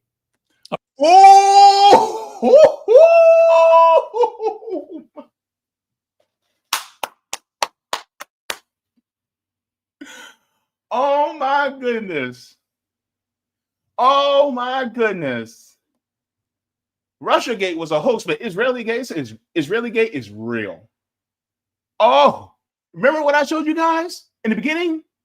All those people going, man, IPAC is a problem. All these Zionists are a really big problem. You know, they have control of our government, and you know, we can't, you know, we want America to be first. We don't want Israel to be first, because the thing is, like, we need help for our own country. We need help for our own United States. And you know what the crazy part about all this is? A lot of you guys are not getting paid enough. Like, go see, you know, the last segment when I talked about how you need, you know, in many different places, according to the National Low Income Housing Coalition Out of Reach report, you need to make, you know, here in Florida, you need to make at least $37.27 an hour to afford a 2-bedroom, right?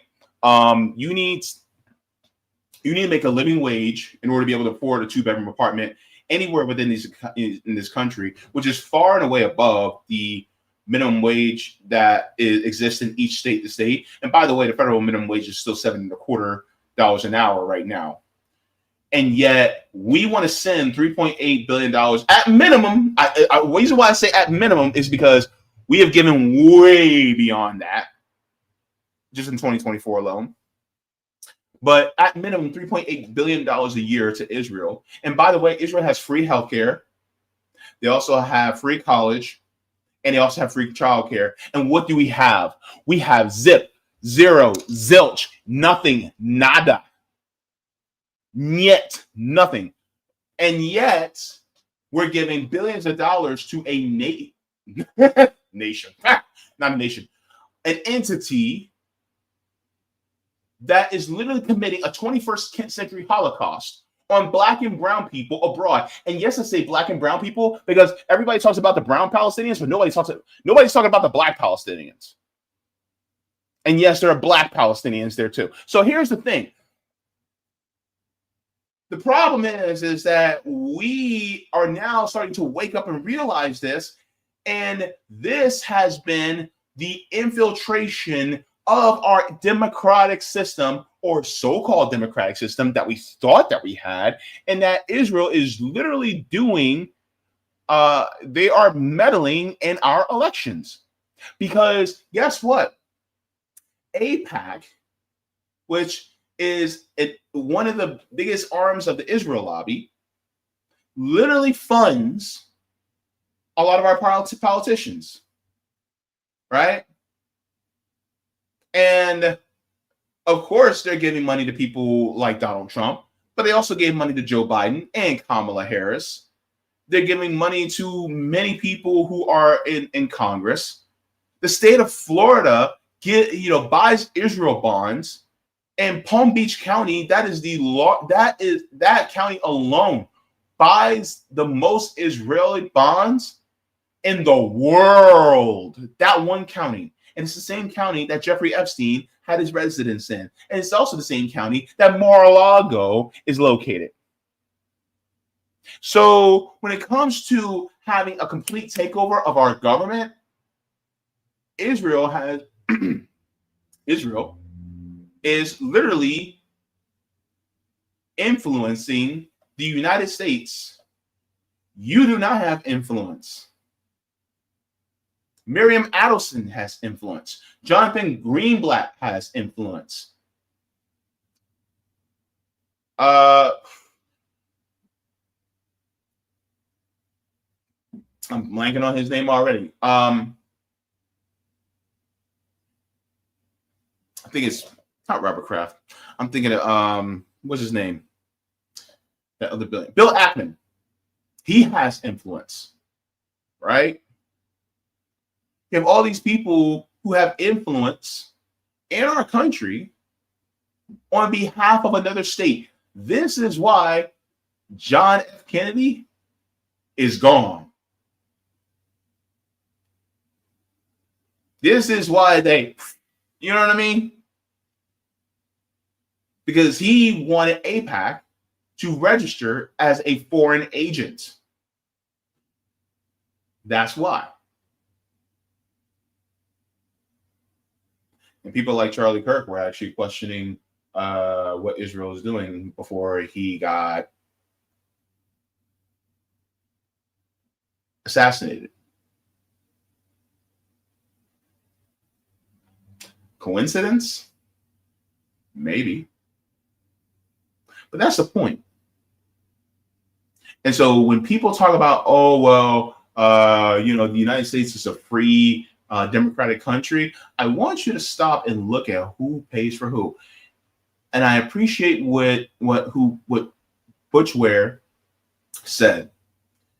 He said, "Who funds you runs you." And also, we cannot get off the hook J Street. And I already did a show about it a few weeks back called CUFI. What is CUFI? CUFI is an acronym for Christians United for Israel, which is basically an evangelical Zionist organization. So they also have the evangelicals in their pockets, especially the pastors, the bishops, the reverends. They have them in their pockets. So this is why Max Blumenthal said what he said. We don't have a Russia problem. We got an Israel problem.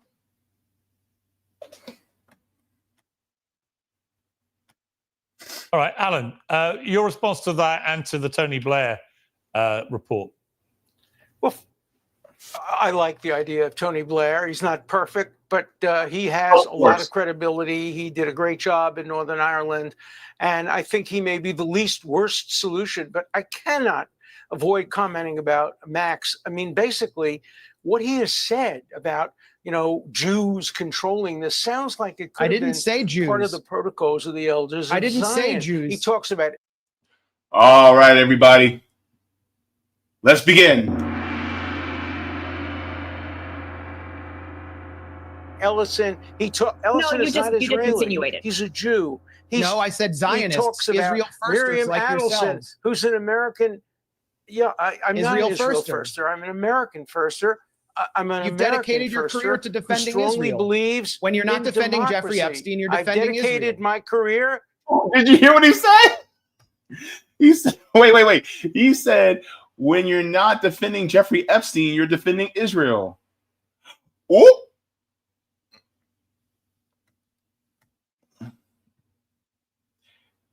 Max lit the pilot light. It's on. I dedicated my career to defending Bill Clinton, and to defending wife Ted killers, Kennedy, but also to defending Jeffrey Epstein and Israel. Defending the ultimate wife killer. You want to talk about who I defend? Then talk about John Adams, who defended the killers of people and at the beginning of the American Revolution. Let's get to the merits of this thing. The idea is that America you is advised Jeffrey an independent Epstein. country. Donald Trump is an independent.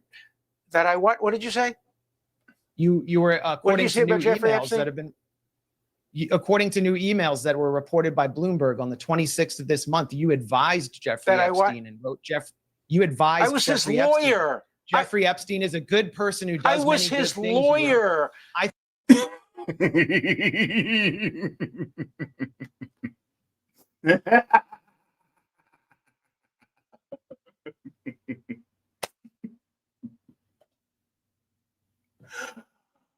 Oh my gosh. The saute pan is on the fire, and now he put in just a little bit of light olive oil, and then he just added the onions, the garlic. He added the mirepoix, right? All right, let's continue. All right. I was his lawyer after he was indicted. I was. So did you write I was his that Jeffrey lawyer Epstein is a good person who does many good things? Because you say you don't remember doing that. That just came out in an email. And you impugned his victims, calling the girls self-described prostitutes.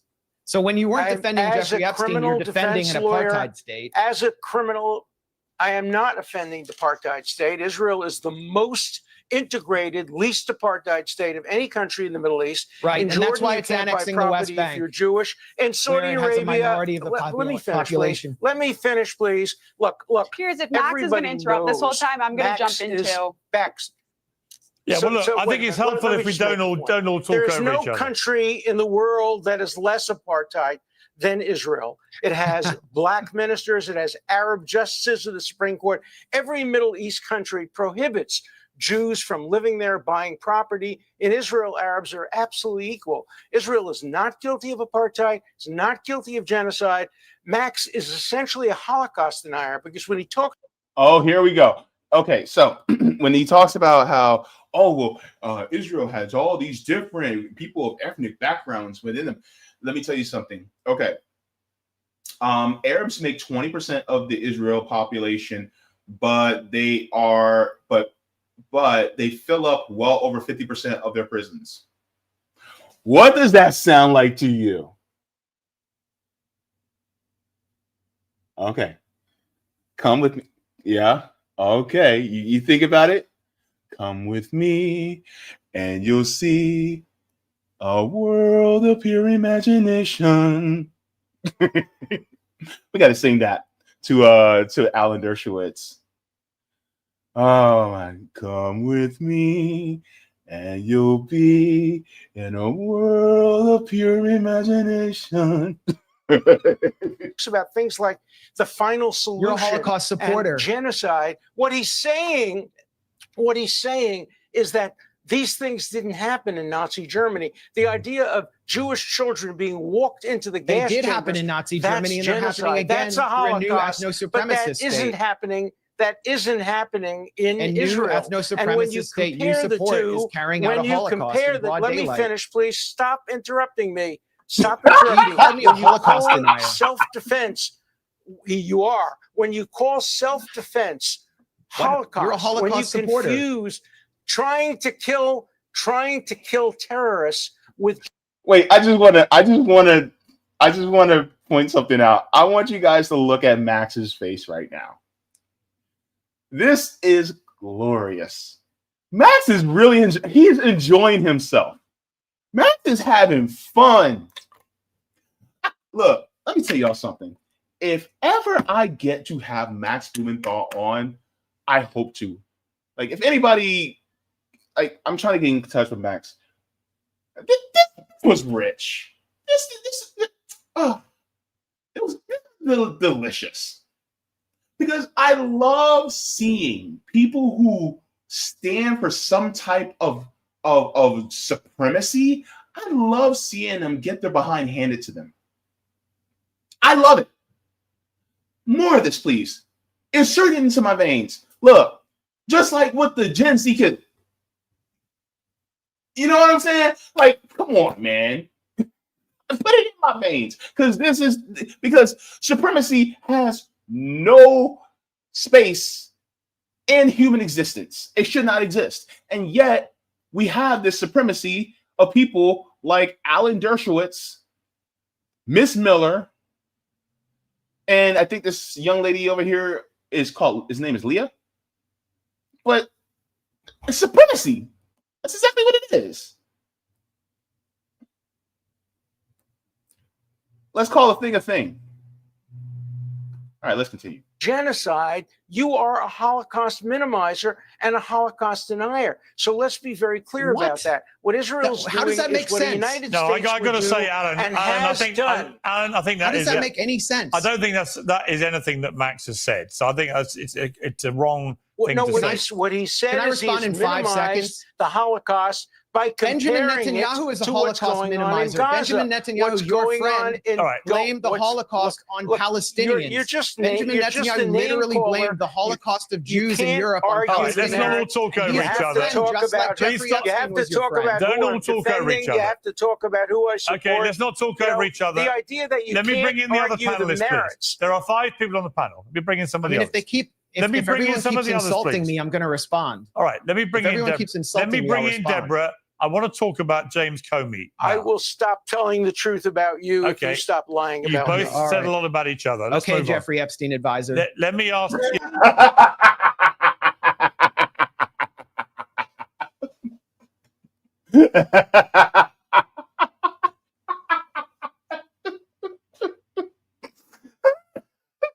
Oh Lord, Jesus. Wait. Where my spoon at? Okay. Max got in one more dig. He's like, oh, I'm gonna get a spoonful out of this Zionist. I'm gonna get a spoonful out of this supremacist. And next thing you know, oh my gosh. Alan, how's that crow taste? Tasty?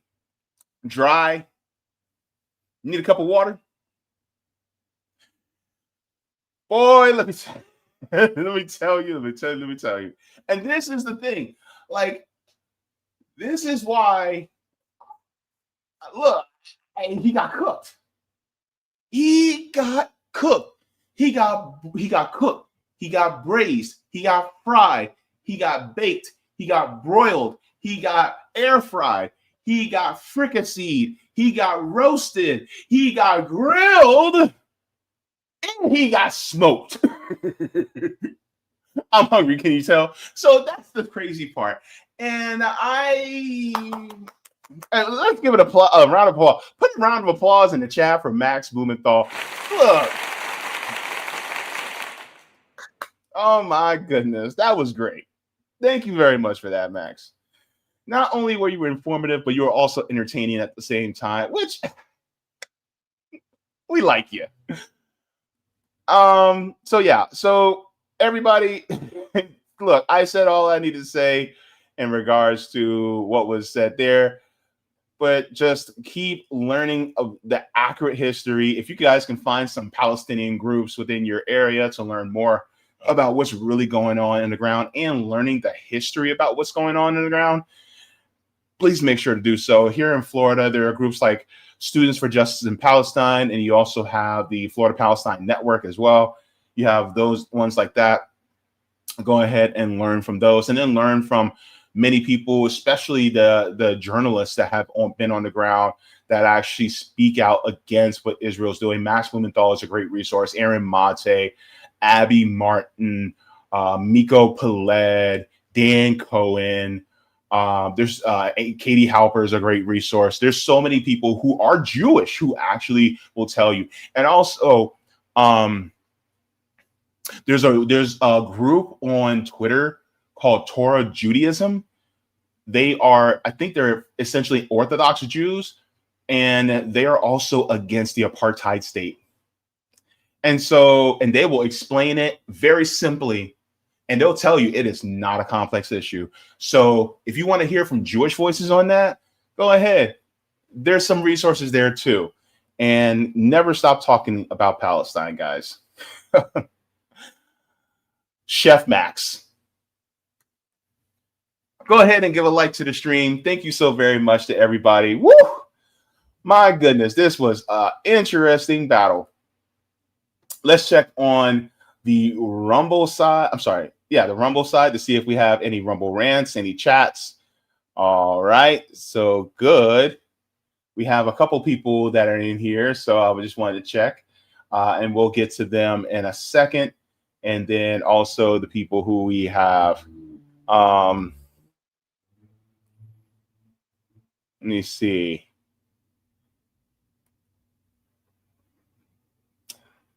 Let me see. All right. Let's get into the comments here. We got a pretty amount of people watching. All right. So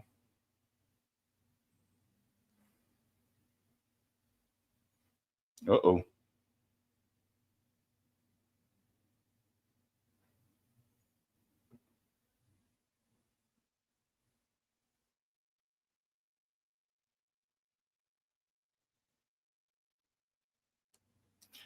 Yes, Kat is up scrolled. Thank you very much for that. Stolgener, thank you very much from the Rumble side, said and absolutely boasted about controlling the USA years ago. Yeah, he did. In fact, that was a video. I'm not sure if I shared it on this channel. I know I saw it, though. He was actually in a house talking to maybe his family. But yeah, he was talking about how he can just go get past whatever the United States says, and he doesn't care. He'll just thumb his nose at the United States. Chris says, you can tell Max's face is like, what the F? You actually believe that? Yup. Chris C says, Piers calling the capital city of Qatar a country. Oh, I missed that. Did he do that? Okay. And then Robinson says, yeah, but Netanyahu said sorry, though, to Qatar. Right? It's like, come on, bro. Like, you literally owe them reparations because you literally killed a Qatari person while you were trying to get to Hamas leaders. It's crazy, man. Sorry, I can't read that name, but it says Polish FM Sikorsky explains that the Ukraine conflict will end when one side exhausts its resources, calling for more pressure on Russia and military support for Ukraine. Thank you very much. Roger says, DM, I'm not sure if I'm going to have time because I'm running a little long, but it depends on, let me see.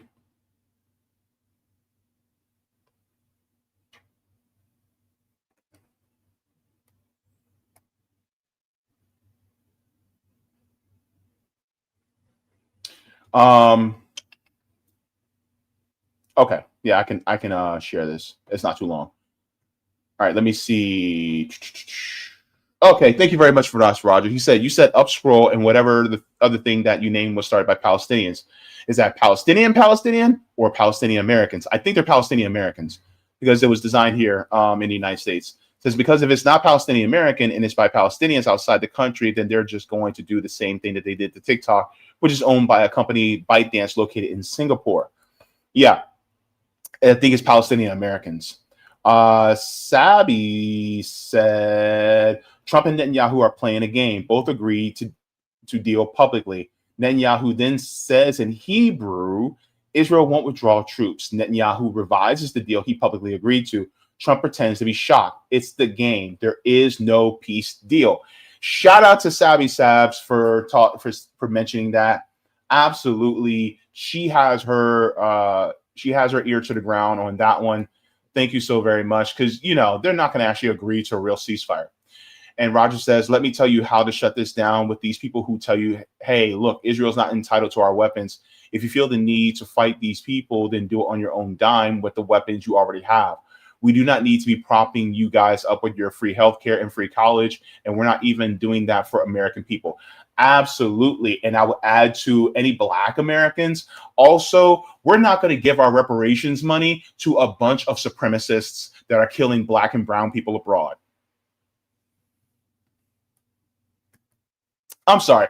My energy is like this because I got finished watching the interview between Brianna Joy Gray and Amanda Seales, and now I'm channeling my inner Amanda Seales right now because I'm just like, you know what? I don't give a damn right now. I'm just saying, I'm just telling it like it is because I'm just like, you know what? What else? Because look, if fascists can tell it like it is for in their totalitarian dystopian mind, then I can tell it like it is in my mind when I'm trying to fight for equality, equity, dignity, and justice for everybody, including and especially marginalized people. I'm just going to put it like that. Chris says, dang good take from Max. Absolutely. Violin says, love Max. Let's continue on. Let me see. Edward says, Zionist Barbie. Oh my gosh. Is a paid spokesperson for Israel, which is disgusting because she is complicit to the genocide. Yeah, and I'm pretty sure she's probably got, if she had any friends that, feel differently, they're probably not friends for her no more. Sheila says they're eating their own, which means their entire supremacist and greed-centered game plan is failing. Absolutely. Blue Moon Red Wine. Hey, Lucy, how you doing? Says Alan Dershowitz is connected to Joan Gerson, aide to mayor of Jerusalem. Ooh. Who is connected to David Brock, Max's former boss. I don't know about all that. I'm not exactly sure about all that, but I don't know. People switch, people can change and things like that. I'm not sure, but CBC voter says Max slap. Lyric says, did you see what they said about you? Who said about me? So they post. I'm not even going to show this comment because something tells me that might be one of those accounts that are trying to get you to sign up for being, paying for more engagement on Kick. So I'm not even going to show it, but they say they posted this about you on Discord server. I'm not clicking on that link, so therefore I'm not going to the Discord server to take a look at that. If you are actually somebody who's legitimately trying to tell me what they said on the Discord server about me, then you post it in the comments and you let me see it for myself there. Otherwise, I'm not clicking on no damn link. W. Dill said, thank you very much for that as well. Kyria Grigor says, whoa, when was Max versus Dershowitz on? Got to check that out. Oh boy, it was on. Desert Mantis, good to see you, Desert Mantis, says JB. Thank you so very much for being in here. Let me see. The No Labels pod says JB kicking those facts. Thank you very much. Appreciate it.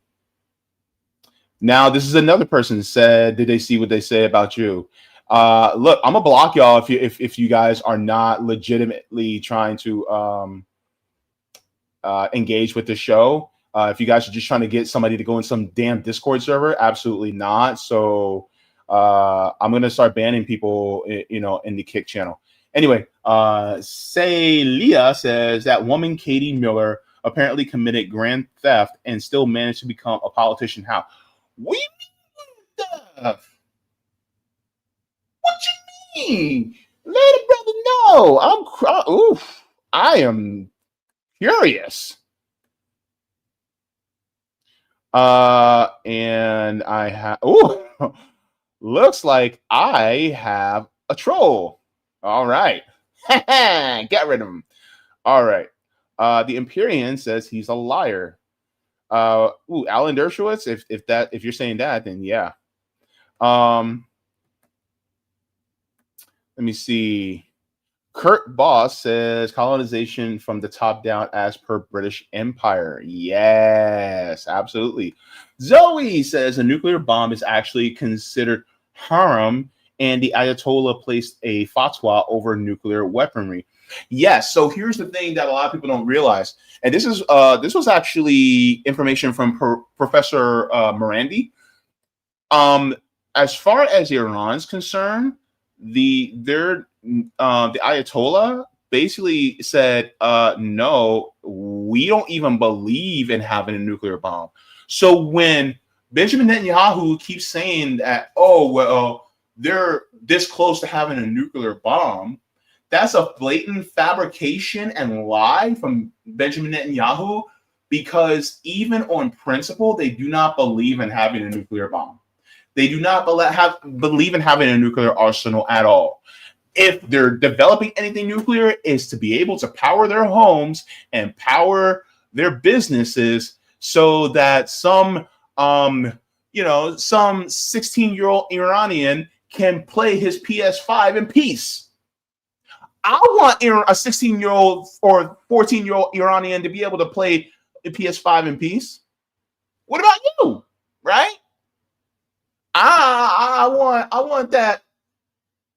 I want those Iranians to be able to go to a karaoke bar where they don't have to pay that much for power, so they can sing their songs even off key in peace. So hey, right? So even that whole thing about Benjamin Netanyahu going, Iran is closer to having a nuclear bomb. Shut up, Bibi. Bibi needs to.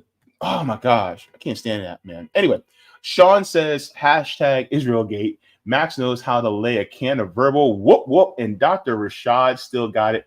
Plus, Zio Queen be much worse than Overcooked and Fake Queen. John Ivory says, damn it, why am I not on my computer? I have no idea.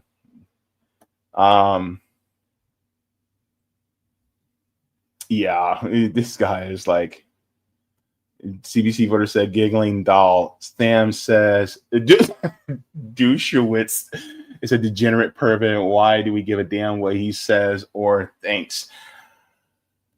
I was just entertained. And I hope you guys were too. A non-user is on the Rumble side saying, JB, good to see you, a non-user. All right, nice to have you here. We got Tia coming in saying, now I am on my computer. Good to see you, Tia. Fire Rippo coming in with the smiles. Killer Grigor is coming in with the smiles as well. All right, good to see you in here. We got Mouse coming in saying, hi, pals. Good to see you, Mouse. All right, we got a lot of great people in here joining. Let me see. We got Black Unigriffin. How are you doing? How the hell are you doing? Good to see you.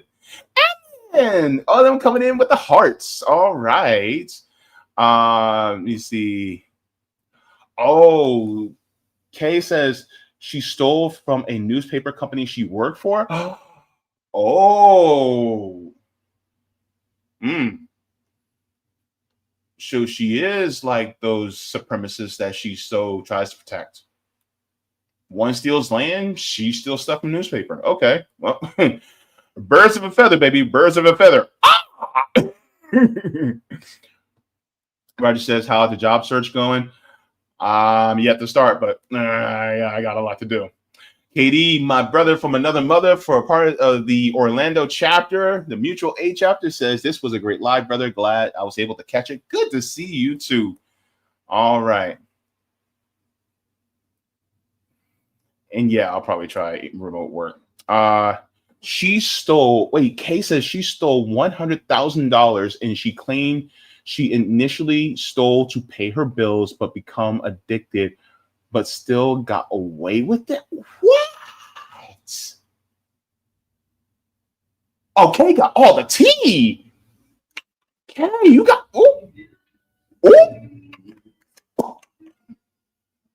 So she's a criminal. Oh my goodness. I don't know for sure, but look, what Kay is saying here.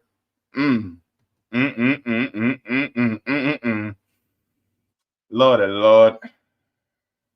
Fallen from the grace of God. Anyway, time for me to get going. Thank you guys so very much. You guys have been a stellar audience. I appreciate you guys tuning in.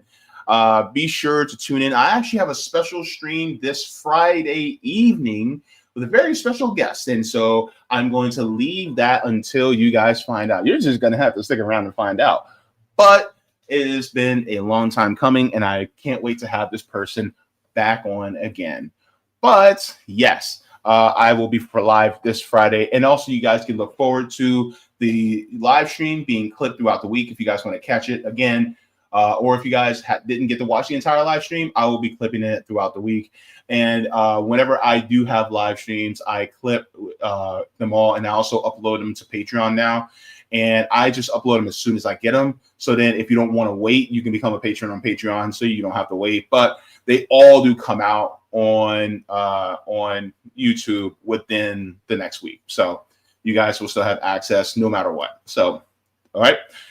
Anyway, thank you guys so very much for tuning in. If you guys would like to, all my links are in the description below, as well as, how to become a patron on Patreon, my merch store, all that is down below. So what do I always say? Oh, I also have a video that I would like to play before we go, because I think we're going to have a little fun with this, because, y'all know me.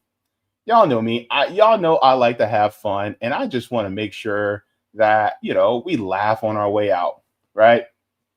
Because I feel that we should laugh at war criminals. We should make fun of these genocidal, fascistic, totalitarian maniacs at their expense, because that's what life's all about. So we're going to do that. So water your plants, water yourselves, leave the world better than you found it. Smoke them if you got them, drink them if you got them. If you ain't got them, then watch something funny, because joy is revolutionary, or read, because reading is fundamental. I love you guys for watching, and I will see you guys in the next one. Mwah. Forehead kisses. I will see you guys all later. Have yourself a wonderful day. Have yourself a merry little Christmas. Make the Yuletides bright. Okay. All right, everybody. Take care. Benjamin Netanyahu, the Freddy Krueger of Gaza.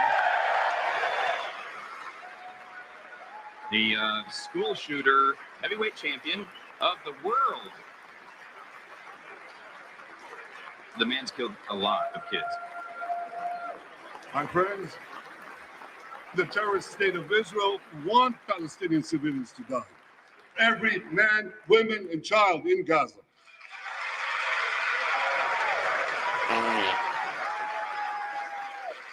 Israel's soldiers are deliberately targeting civilians. They fire rockets at schools, hospitals, mosques. They even shoot Palestinian women and children when they try to leave the war zone. Israel is deliberately starving the people of Gaza, all of them. We win, they lose.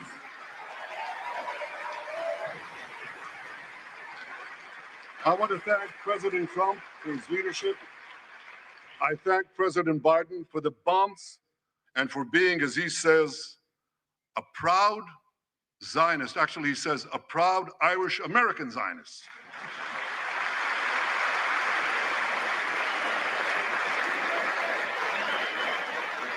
May God bless the great alliance between Israel and America forever.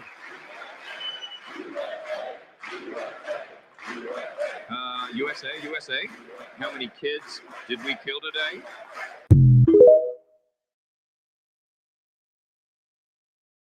Thank you so much for watching, and I appreciate it from the top and bottom of my heart. If you'd like to see any more, you can look here. One.